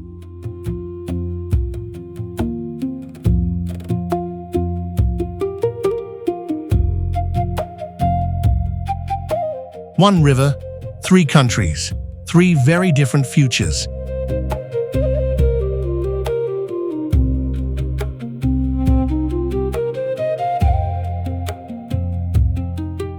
And the resource this country earns most from is not in the river at all.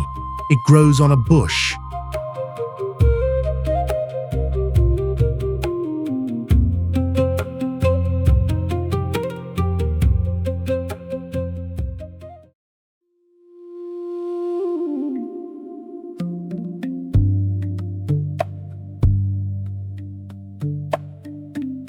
The drink that runs most of the world began, according to the story, with a goat herd whose goats would not sleep.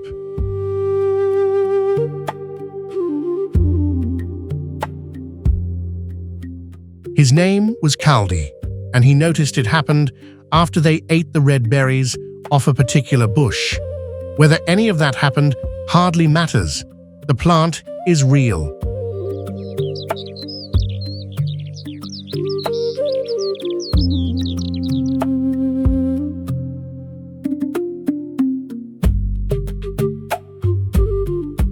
Arabica coffee is native to the forests of southwestern Ethiopia, and a great deal of it is still picked in exactly that setting.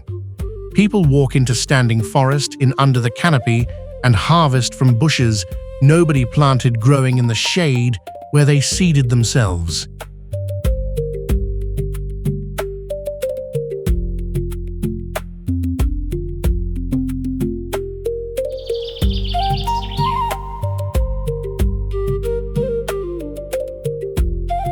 Some of those forests are only still there because local communities protected them for centuries.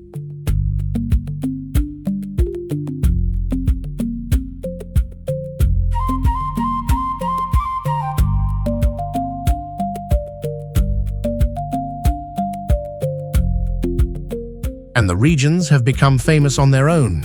Yirgacheffe, Sidama, Hara.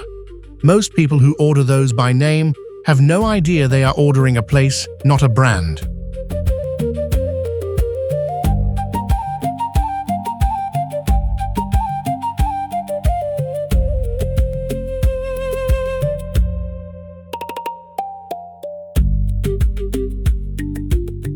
Those names became valuable enough that Ethiopia eventually fought to trademark them, arguing that Yirgacheffe and Sidama belonged to the people who had been growing coffee there for centuries.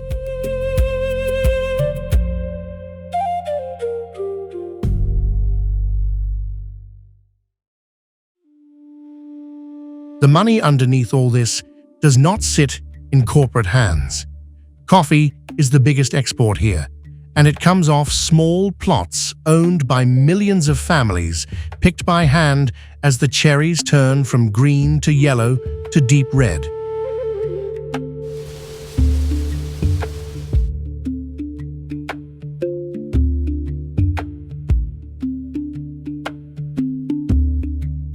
Then it goes out to dry. Across village courtyards, the beans are spread on wide plastic sheets under the sun, turned by hand as the light shifts and hurried under cover the moment rain looks likely.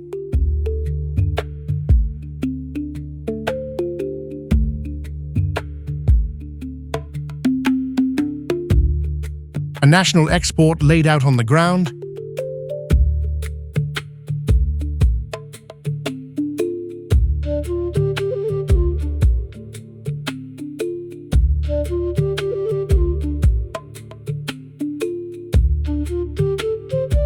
And the crop that actually feeds this country is smaller than any coffee bean.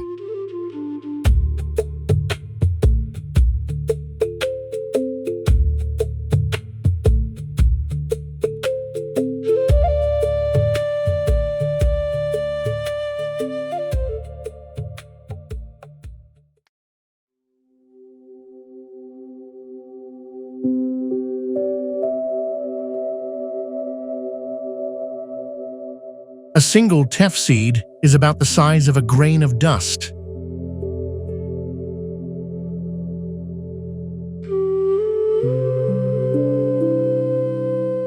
It is the smallest cultivated grain in the world, almost all of it grown in this one country, and it survives on ground where other cereals give up.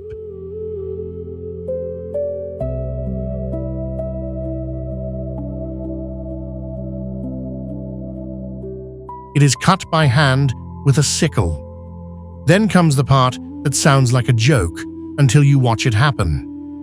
The seed is so light, it can only be winnowed on a still day. Lifted and poured. Lifted and poured. If a real wind comes through the crop, leaves the farm without you.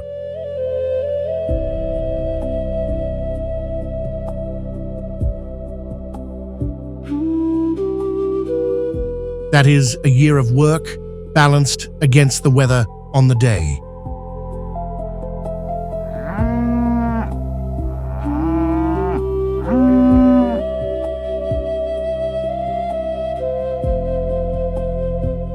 The same highlands give up something else.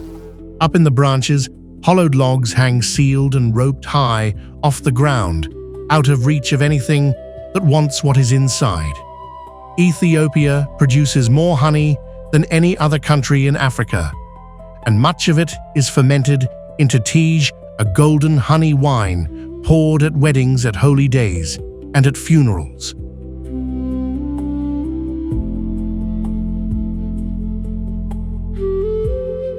Most years that is enough.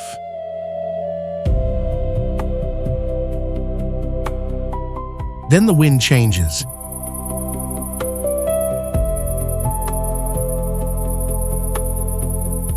Desert locusts breed in the lowlands.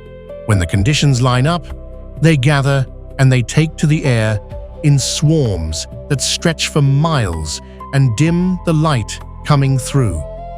A swarm covering a single square mile eats in one day what tens of thousands of people would eat.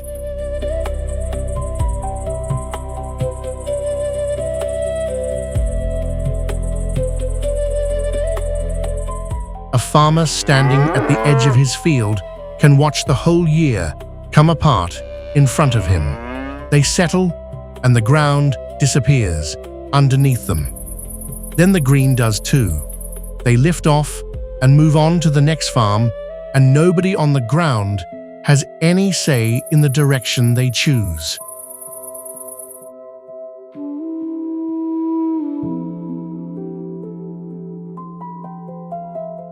A year of work can be gone before the swarm has finished crossing the field.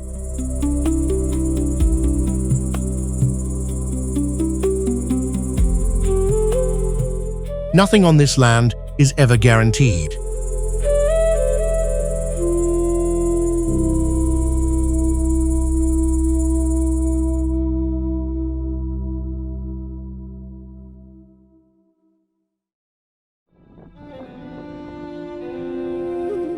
People here did not survive this land by being tougher than it.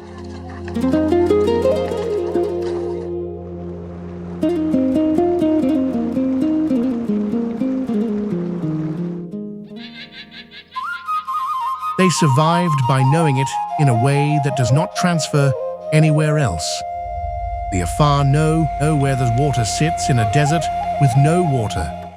The fisherman knows how far out a reed boat can go before the wind takes the decision from him. The farmer knows which day is still enough to winnow a grain the size of dust.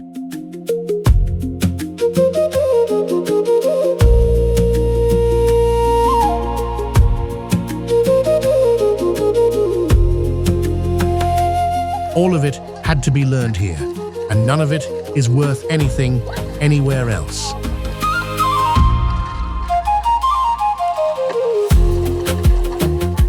The animals did the same thing. Nothing on this ground survived by being average. Everything that lasted specialized until there was almost nothing else it could do.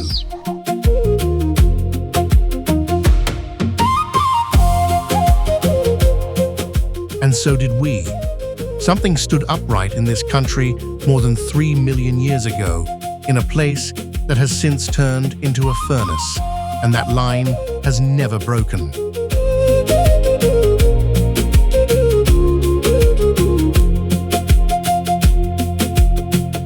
None of which was in the 30 seconds of television.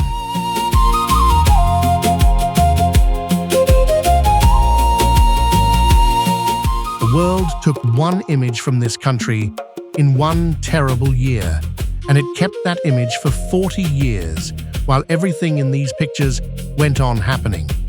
The salt kept moving, the wolves kept hunting, the coffee kept ripening under the trees.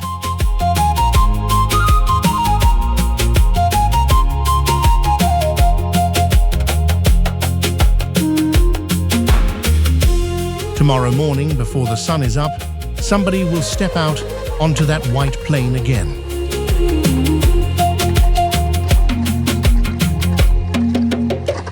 Exactly as somebody did yesterday, and somebody will after him.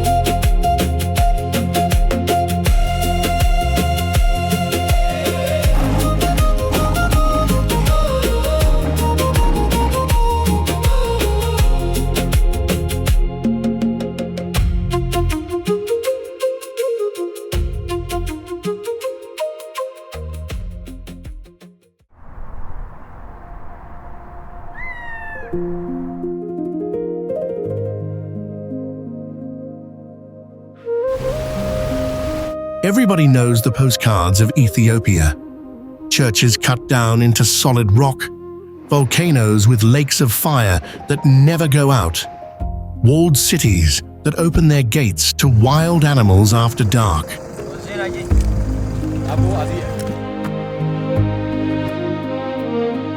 Those are the famous places, but they are not the real mystery. The real mystery is quieter and far stranger. It is how millions of people built a civilization that has not just survived on this land, but solved it. The basic problems of being alive worked out here thousands of years ago in ways the rest of the world never found. How do you feed a whole country through a drought that starves everyone else? How does an entire nation carry its history, its news, even its insults to the powerful, with no books at all? How does a market of thousands of animals work with no money and no price tags? These are not monuments, they are systems, ways of living that were tested here for century after century, and most of them exist nowhere else on Earth. There is a reason they were invented here. This is the oldest ground any human ever stood on, the place the whole story started. The oldest country on Earth is not a museum. It is a machine that still runs. Let's see how. The plant is called Enset.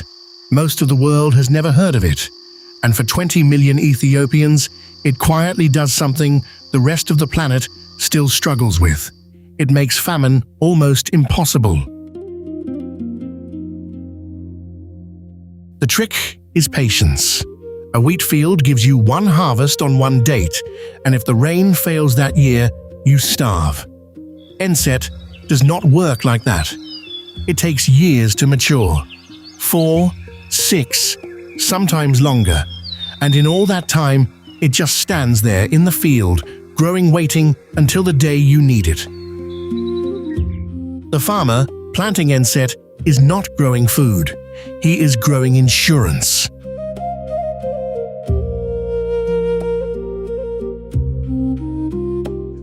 And when the day comes, almost nothing is wasted. The whole plant is cut down, and the women take over, because from here on, this is women's work. Take one of them. An older woman, working a plant she may have set in the ground herself years ago. She scrapes the thick pulp out of the trunk by hand. She pounds it. She packs it into a pit lined with leaves, and she buries it.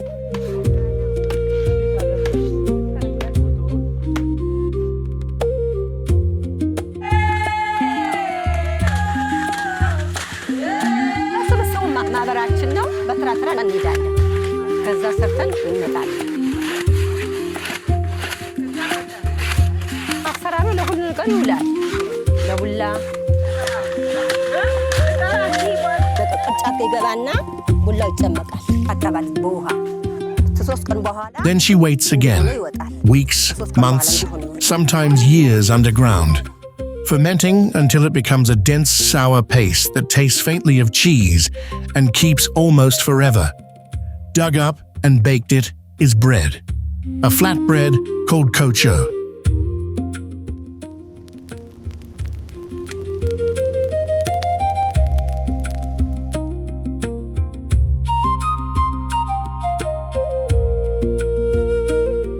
In most of the world, people store grain.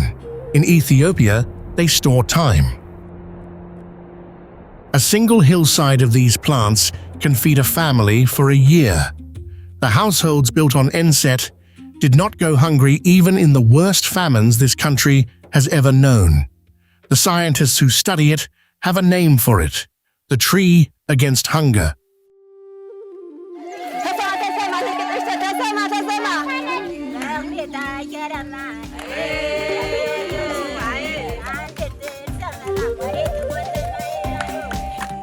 Ethiopia worked this out thousands of years ago. The rest of us are only discovering it now as the climate turns and the old crops start to fail. One plant, and the oldest problem there is hunger, is quietly beaten.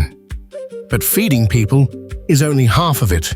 The other half is who you eat with.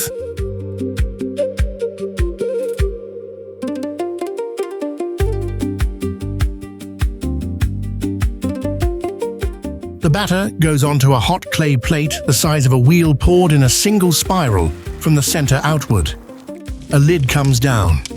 A few minutes later, it lifts off, as injera wide and soft, its whole surface covered in tiny holes. Songs get written about a favorite bull. Children get named after cattle. A man will know the individual face of every animal he owns, the way you know the people in your family.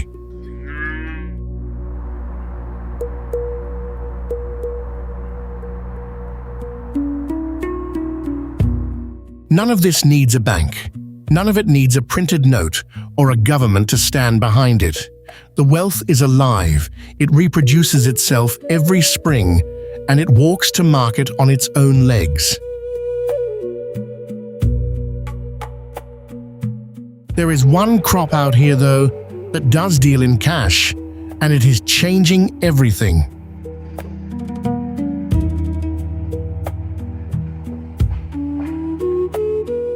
Every morning, before the heat, thousands of people across eastern Ethiopia are picking a small green leaf as fast as their hands will move.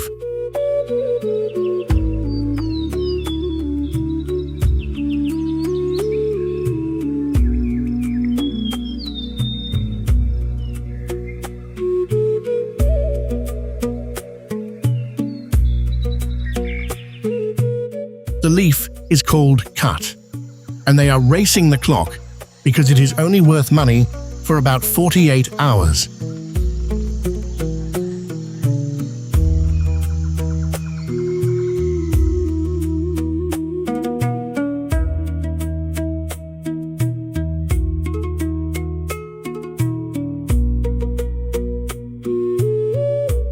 Chew it fresh, and it works as a mild stimulant. A slow lift, talkative alert, a little euphoric. People here have chewed it for centuries, going back to Sufi mystics who used it to stay awake through long nights of prayer.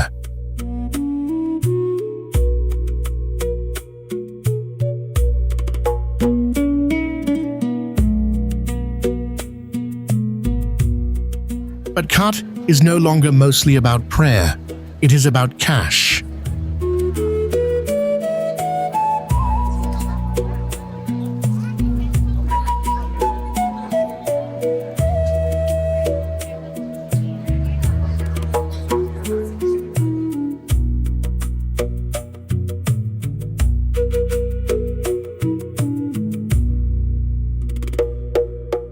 The town of Aude runs almost entirely on it. Every afternoon, the trucks load up and race for the borders. Most of the crop leaves the country headed for Djibouti and Somalia, where in some places, half the adult men chew it daily. The whole supply chain moves at high speed because a wilted leaf is a worthless leaf.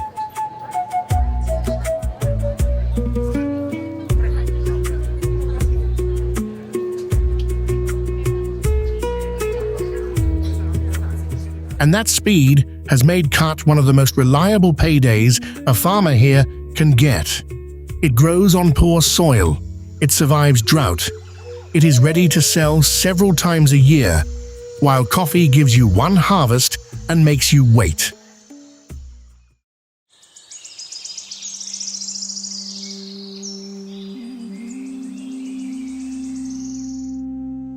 "600 miles south in dry, rocky hills near the Rift Valley sits some of the strangest villages in Ethiopia. This is the land of the Konso, and they have farmed it for more than 400 years on ground that should not support anyone.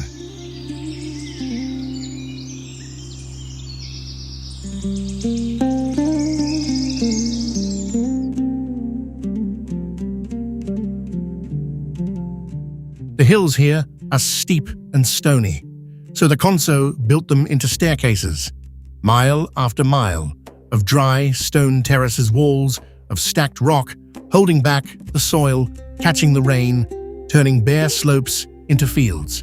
No cement, just fitted stone, some of it 8 feet high, built and maintained by hand for centuries.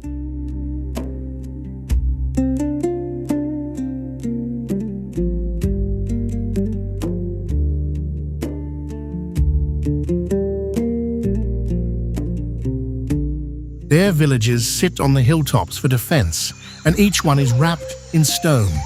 Not one wall, but up to 6 inside ring, 4 meters high, with only a couple of narrow ceremonial gates to get in. Inside is a maze of lanes and thatched houses and open squares.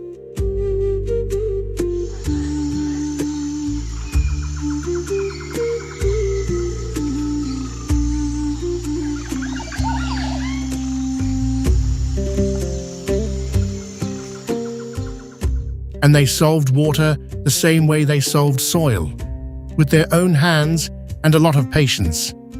The Konso dig and line communal ponds to catch the rain shared by the whole village in a land where a dry year can mean no water for miles. Everything here is built to survive the next drought and the one after that.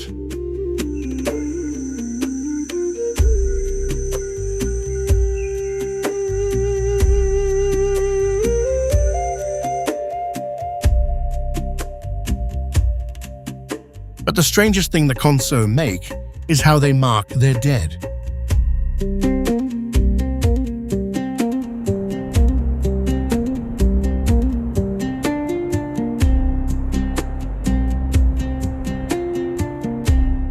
When an important man dies, a brave warrior or a leader, they carve a statue of him from hardwood and stand it up over his grave. It is called a waga, and he does not stand alone. Around him, they place smaller carved figures, his wives, and his enemies, the men he killed. A whole story of a life stood up in wood above the bones.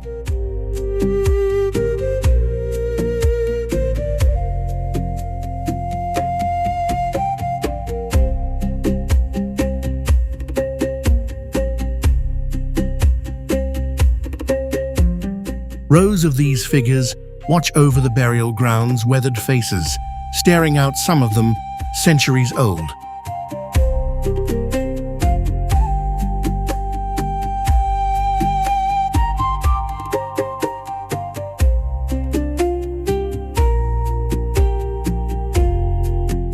And there is one more thing they build that almost nobody else on Earth still does. In the village square stands a tall pole. Every 18 years, the Konso raise a new one to mark the passing of one generation to the next. You can count the poles and read the age of the village straight off them like rings in a tree. It makes the Konso one of the last living megalithic cultures anywhere.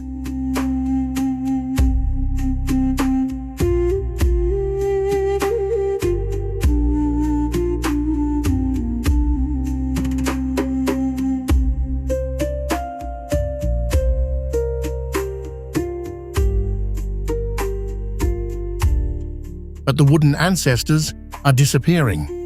Over the years, collectors and thieves carried the Waga statues off and sold them abroad. Around 200 of them now sit behind glass in a museum, taken from the graves they were carved to guard, watching over nobody.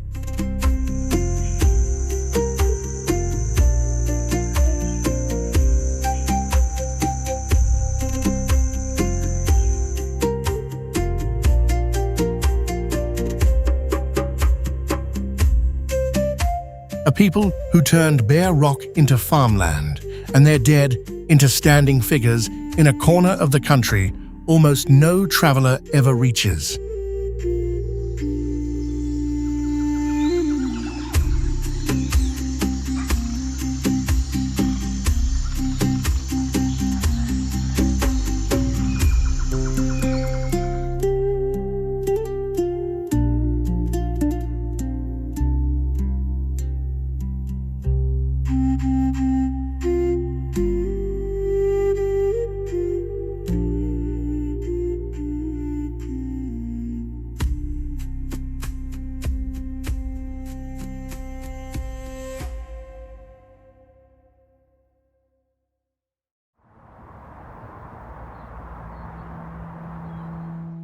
Here is a question people have argued about for centuries, usually right before a revolution. Can everyone actually be equal?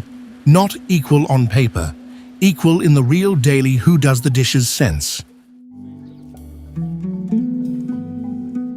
Almost every large attempt to build that has collapsed, often violently. But there is a village in the Northern Highlands where it has quietly worked for 50 years, and it was built by a farmer who could not read. A farmer named Zumra Nuru built it. As a boy, he watched how the women around him were treated like servants in their own homes and could not understand why. He left at 13 to look for people who agreed with him, nearly starved and mostly found no one. Years later, he finally gathered a few who believed him. Together, they built a village from nothing and called it Aura Amba.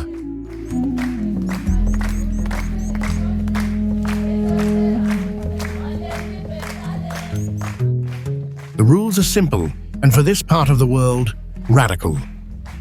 There is no men's work and no women's work. Walk through, and you see it, flipped on its head. A man bent over the clay plate, pouring injera. A man at the loom, working the threads. A woman out behind the oxen, driving them through the field. Nobody is doing the job you would expect, and nobody thinks twice about it.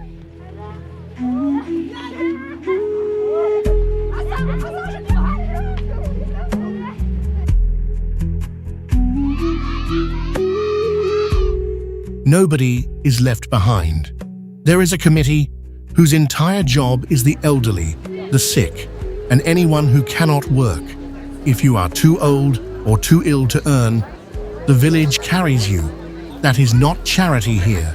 It is the law of the place.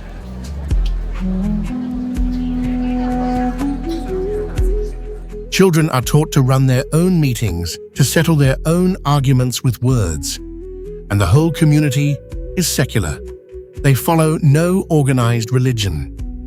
When people ask Zumra why he says you can talk to your creator anywhere, you do not need a building or a middleman.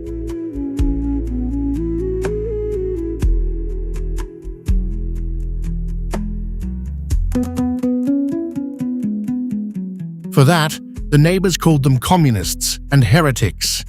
In the late 1980s, the surrounding villages drove them off their land completely. They were gone for 4 years. Then they came back and started again.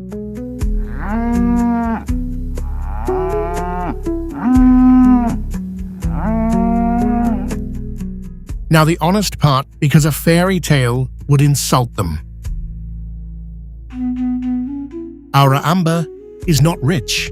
It survives on farming and a weaving cooperative, and the balance is always tight. And Zumra is not a king. His own community has voted his ideas down more than once, which is exactly the point. It only counts as equality if the founder can lose a vote.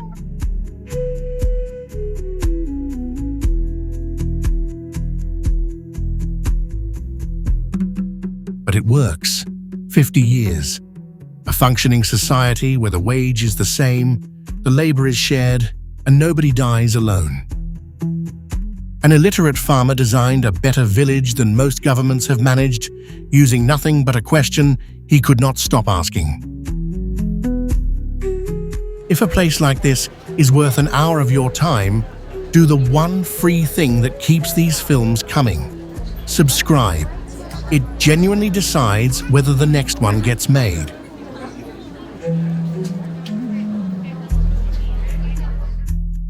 Aura Amba is a community that chose to build itself. The next one had the opposite fate. It was carried away.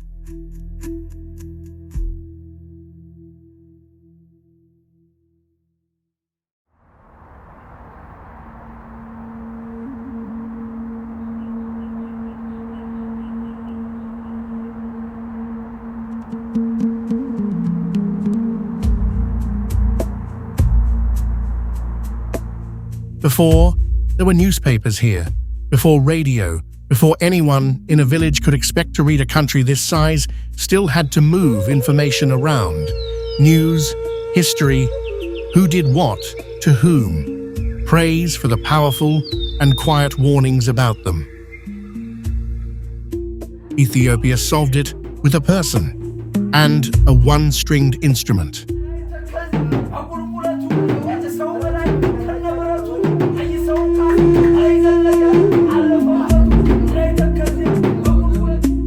He is called an Asmari. The instrument is the masinko, a small fiddle with a diamond-shaped body and a single string made of horsehair, played with a horsehair bow. One string, that is the entire machine.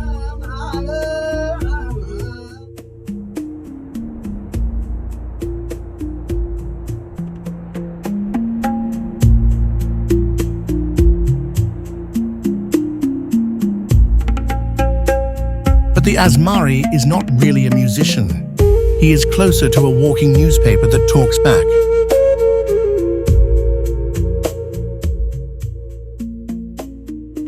He makes the words up on the spot. You sit down in a bar, and he studies you, and within a minute, he is singing about you, your clothes, your table, the woman you came in with.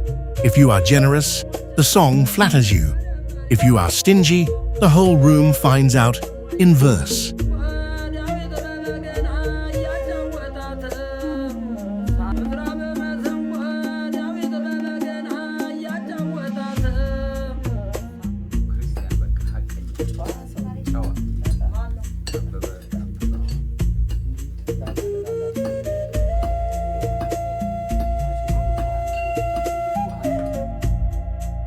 Historians compare him to the griot of West Africa, a living archive with a pulse.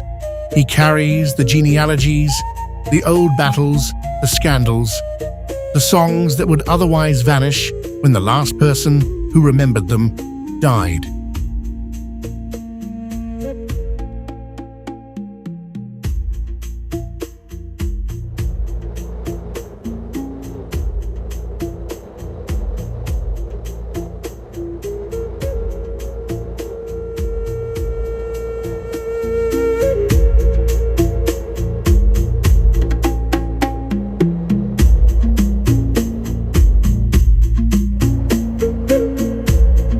And here is the clever part. The really dangerous things an Asmari does not say outright.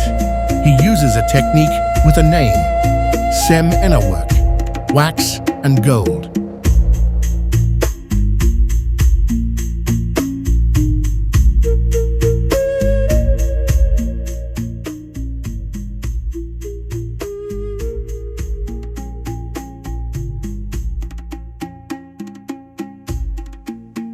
The idea is that a line has two layers.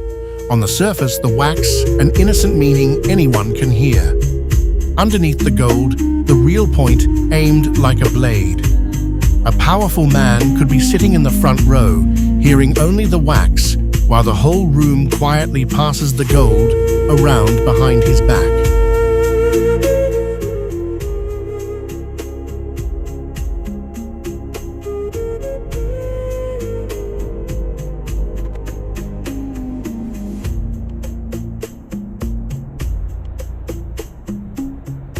It is how you tell the truth in a country where telling the truth out loud could cost you. Comedy and criticism folded into the same sentence, so the target laughs along and only understands later, if he ever does.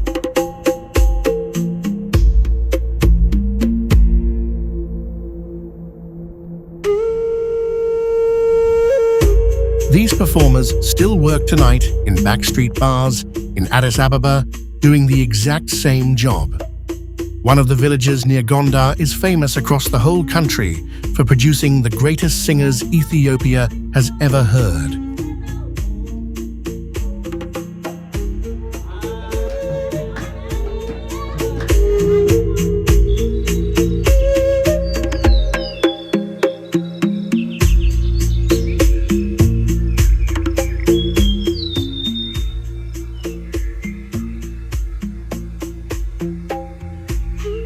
A civilization that ran its news, its history, and its political commentary through one man with one string and never once needed to write it down. Which makes the next thing a genuine paradox, because this same country also invented its own alphabet.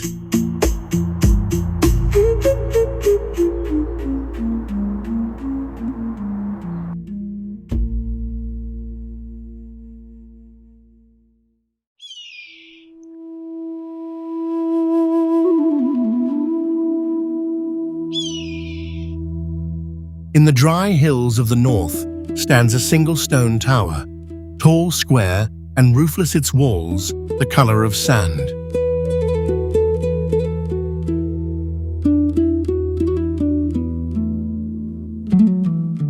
This is Yeha, and it is the oldest standing structure in Ethiopia by a wide margin.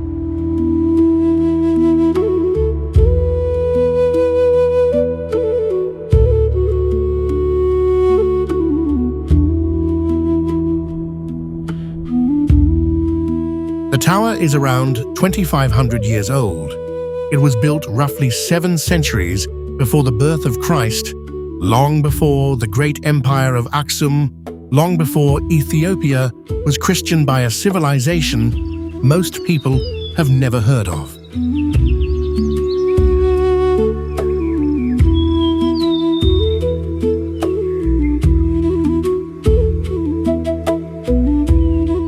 Look closely at how it is made. The walls are huge blocks of pale limestone, cut and fitted together so precisely that they have held for 2,500 years with no mortar between them.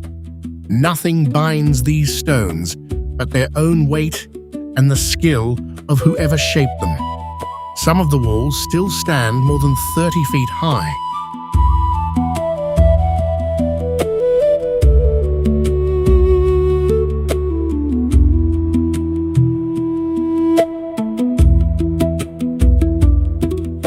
It was a temple most likely to a god of the moon worshipped here before any of the religions the country is now known for. The people who raised it had links across the Red Sea to southern Arabia, and they left almost nothing else behind that still stands. Later, a Christian church was built right beside the old temple, using the same ground, because sacred places in Ethiopia tend to stay sacred, whoever the god is.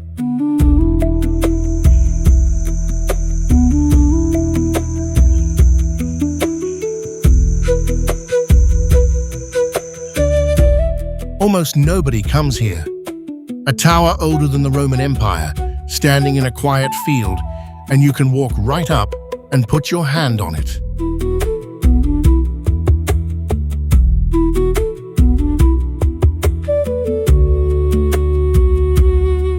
The north holds one more secret, and this one is a ceiling.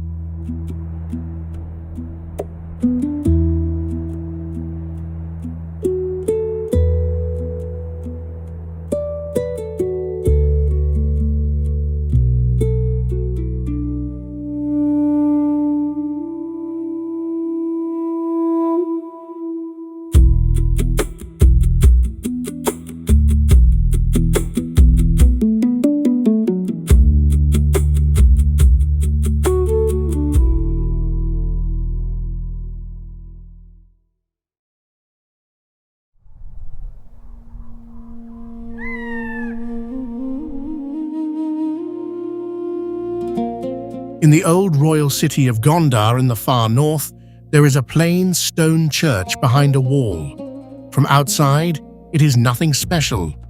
Then you step in and you look up.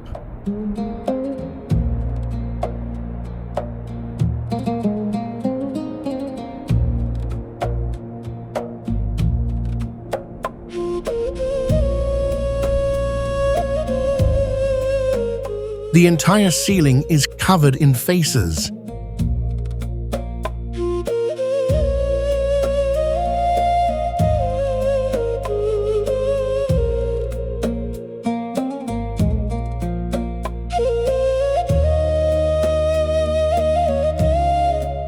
A 135 angels, painted in rows across the whole roof, each one a winged face looking straight down at you.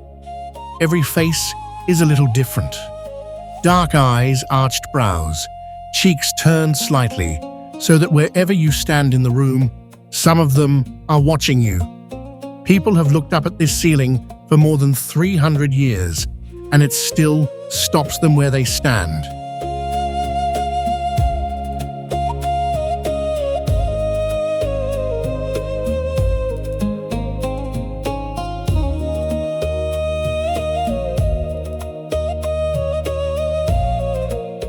This is Debre Bahan Selassie.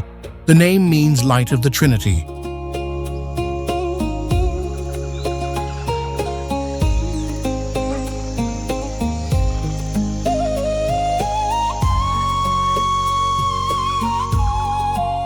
The walls carry paintings, 2 scenes from the Bible in deep reds and golds, the kind of religious art Ethiopia has been making for centuries.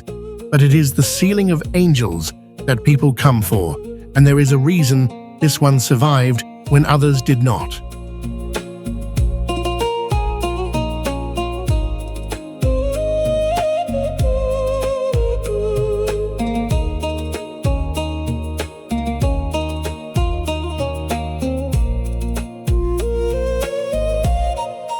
In the late 1800s, an army swept through Gondar, tearing down and burning its churches one after another.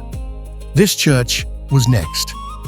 And according to the story, people here still tell, when the raiders came to the gate, a giant swarm of bees poured out of the churchyard and attacked them and drove them off.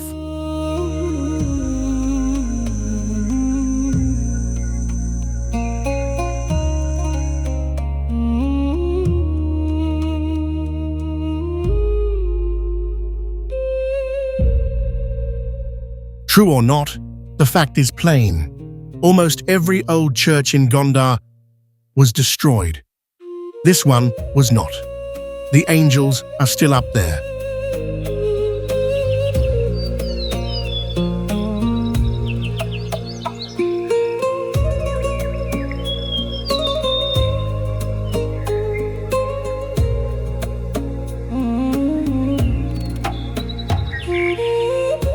And Gondar itself is worth looking up from the church to see.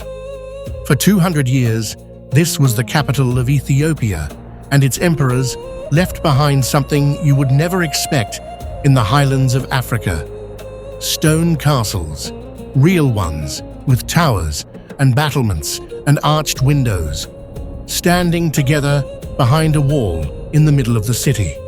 The oldest was raised by an emperor named Fasilides almost 400 years ago, and his sons and grandsons kept adding to it, castle after castle, until a whole royal compound rose out of the African highlands.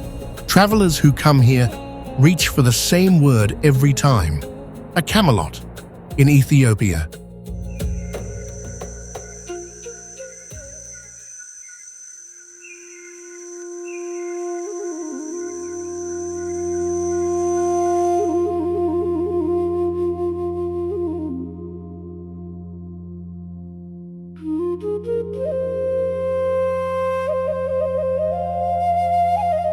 The whole place was a center of power and faith for 2 centuries. Then the capital moved, and the world mostly forgot it was ever here.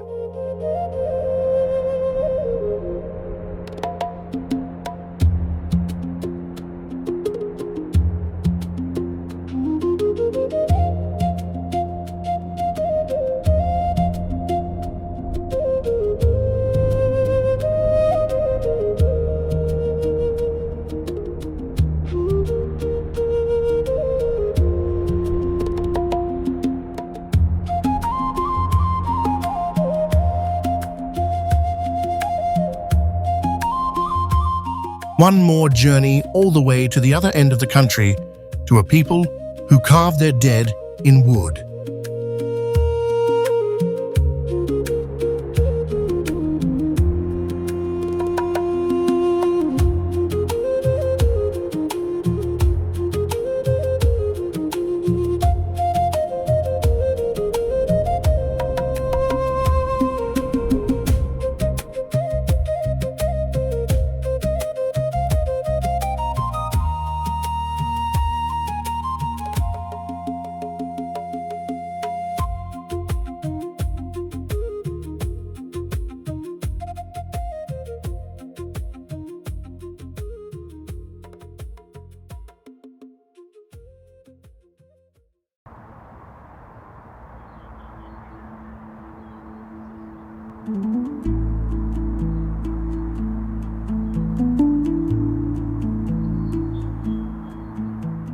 Walk the old Piazza district of Addis Ababa past the jewelry shops, and you are looking at the trace of a people who are almost gone.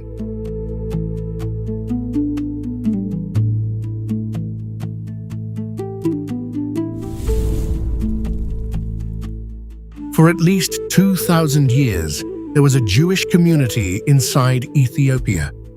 Tens of thousands of people keeping the Sabbath and the laws of the Torah high in these mountains, cut off from every other Jewish community on earth for so long that they believed they were the last Jews left alive.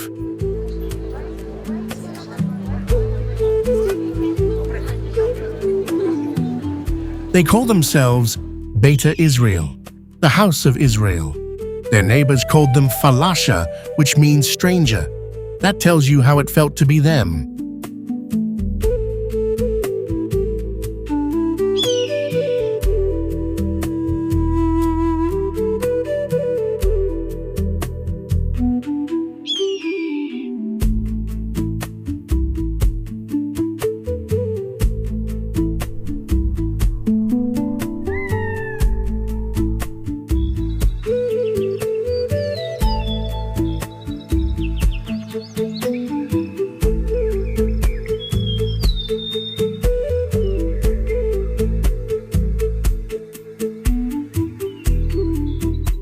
Where they came from, nobody can prove.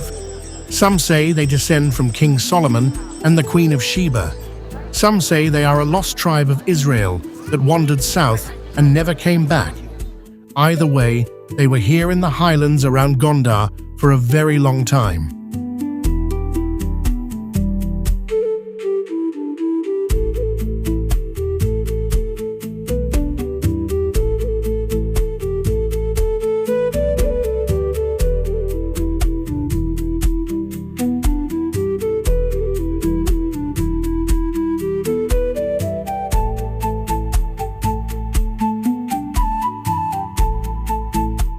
And they were craftsmen. Some of the finest metalworkers and weavers in the country came from this community. Those silver and gold workshops in Addis's, the ones tourists still browse today, were very often theirs, working the metal by hand the way their families had for centuries. Then, in the space of a single decade, almost all of them left.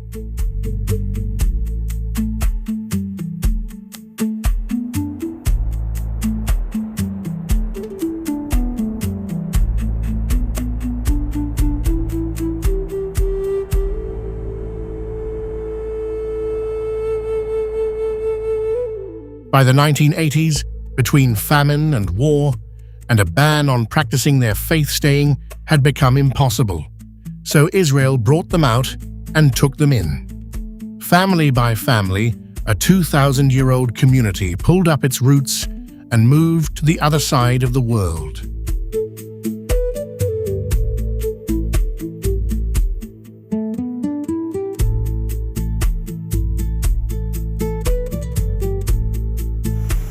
Today, most of Beta Israel lives in Israel, not Ethiopia. The workshops changed hands, the prayers moved on. That is the strange double nature of this place. Sometimes a people holds on here longer than seems humanly possible, and sometimes it lets go all at once and simply leaves.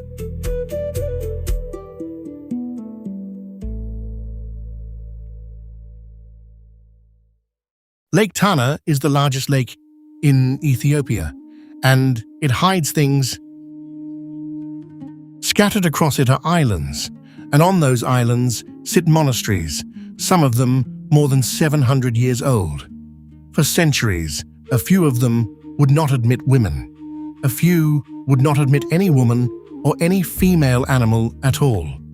To reach them, you still cross the water, the old way in a boat called a tankwa, made of papyrus reeds lashed together, the same design people were paddling here 1,000 years ago.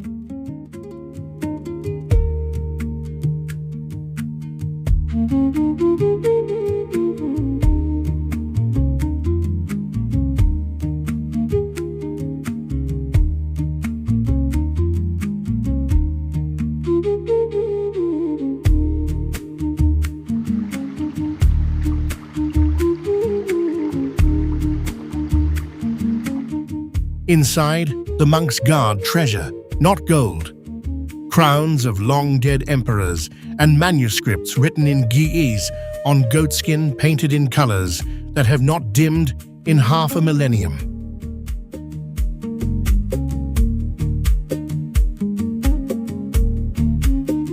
But the real thing these islands protect is easier to miss. Look at them from the water. Every island is green thick with old-growth forest, while much of the countryside around the lake has been stripped bare for farmland and firewood.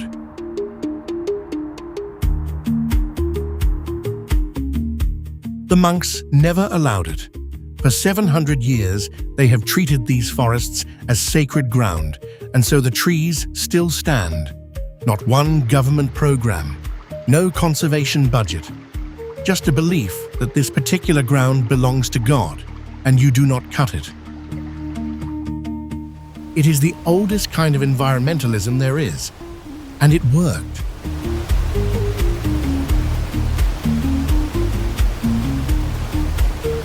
That is the old Ethiopia protecting what it has. The new one has decided it is done just surviving.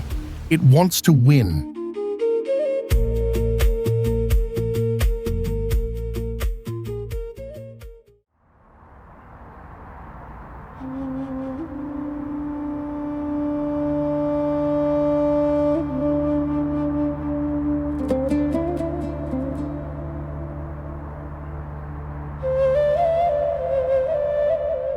Follow the Waib River through the dry hills of the southeast, and you reach a place where it does something rivers are not supposed to do.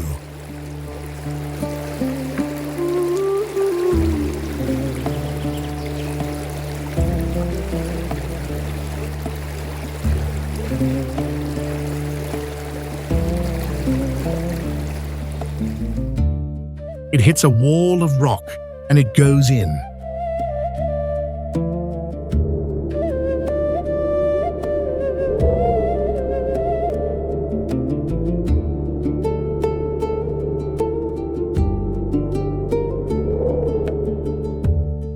The whole river pours into the mouth of a cliff and disappears underground.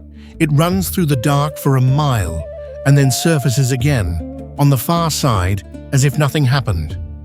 What it carved on the way through is the longest cave in Ethiopia. For years, it was thought to be the longest in all of Africa.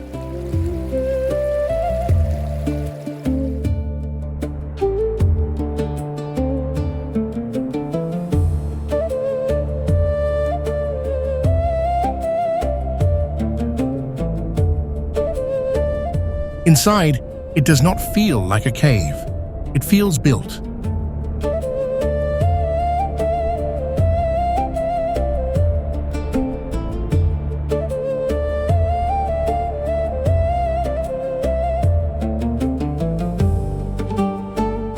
The river spent thousands of years cutting the limestone into shapes that look deliberate: columns, archways, high-vaulted ceilings. The main hall is called the Chamber of Columns, and its stone pillars rise more than 60 feet straight and evenly spaced, holding up the roof like the nave of a cathedral. Nobody carved them. Water did.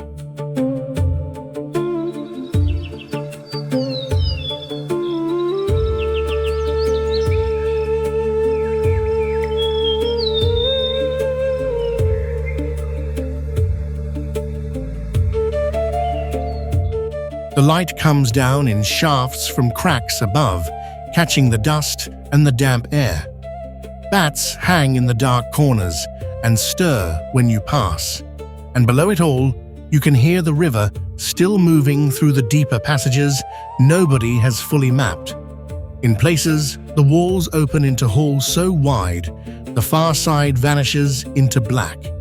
In others, the passage narrows until you are edging along a ledge above the water, the current rushing somewhere below your feet.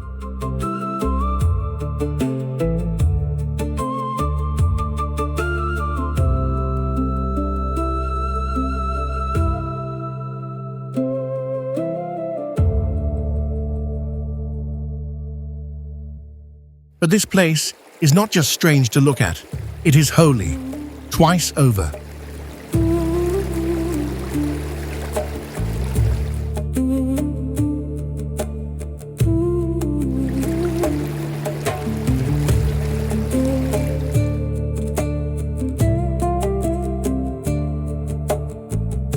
It takes its name from Sheikh of Omar, a Muslim holy man who came here around 900 years ago and used these chambers as a mosque. For Muslims across the region, it has been a place of pilgrimage ever since.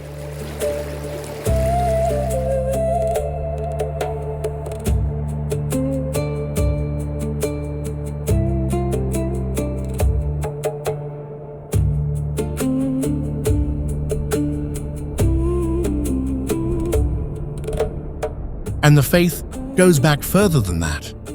Long before Islam arrived, the local Oromo people already held this cave sacred part of an older belief that the strongest spirits lived inside the earth in caves exactly like this one. Two religions centuries apart, both looking at the same underground river and deciding this was a doorway to something greater.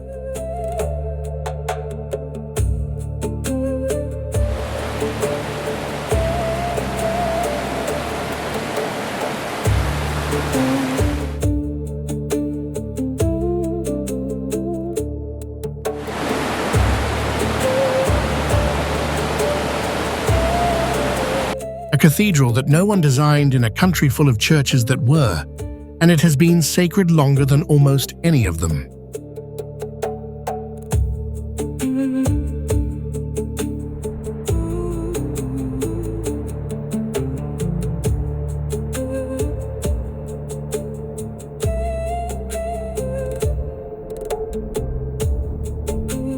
From the oldest kind of worship to one of the strangest lives ever lived, East of here, in a walled city, a genius came to vanish.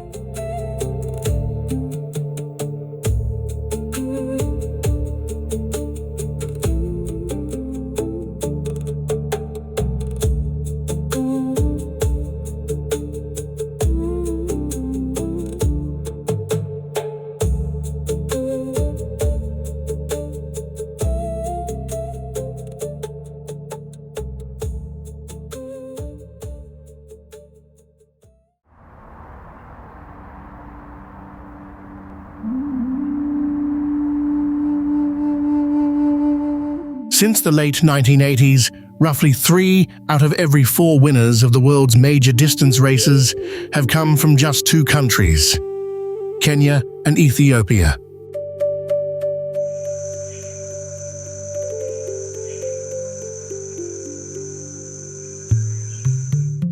Not 2 continents, 2 countries.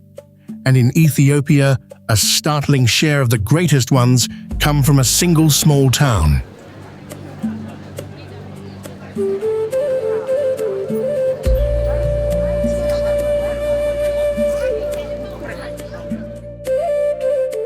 The town is called Bekoji. Fewer than 20,000 people, most of them farmers, sitting in the green hills at over 9,000 feet. One local coach working out of that town has trained 4 different Olympic gold medalists, names the running world knows by heart: Tirunesh Dibaba, Kenenisa Bekele.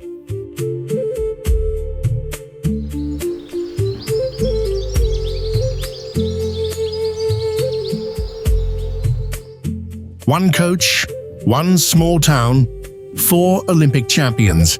That does not happen by luck. So what is in the water up there? Nothing. It is in the air. Or rather, what is missing from it?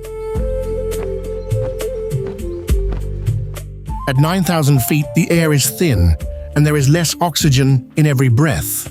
Grow up living and working and running to school in that, and your body quietly rebuilds itself to cope. It makes more of the red blood cells that carry oxygen. It learns to do more with less.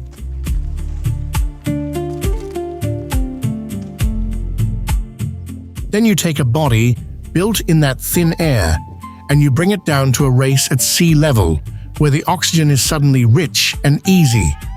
It is like giving a diver a second tank. The Ethiopian runner is breathing luxury, while everyone else is just breathing.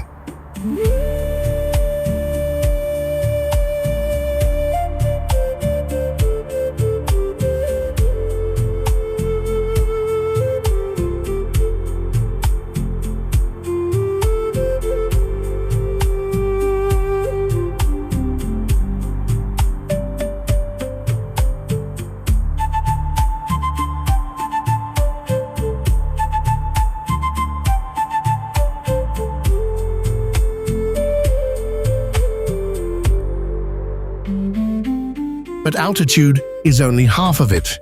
These children are not training, they are just living, running miles to school and back barefoot from the age of 6 on hilly ground before anyone ever calls it a sport.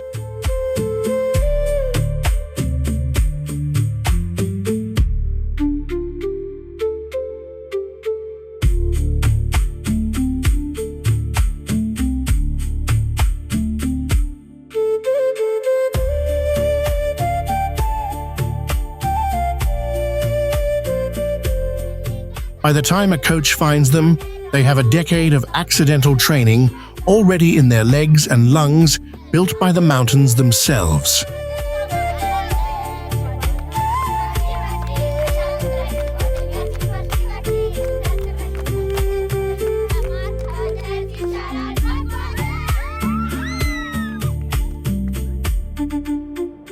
Kenya has the exact same gift in its own highlands, which is the real point.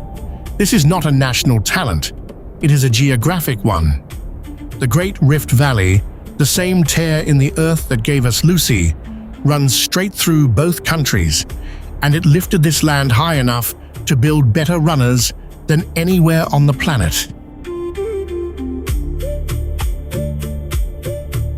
The ground made them. And this same ground is about to make the largest thing in Africa.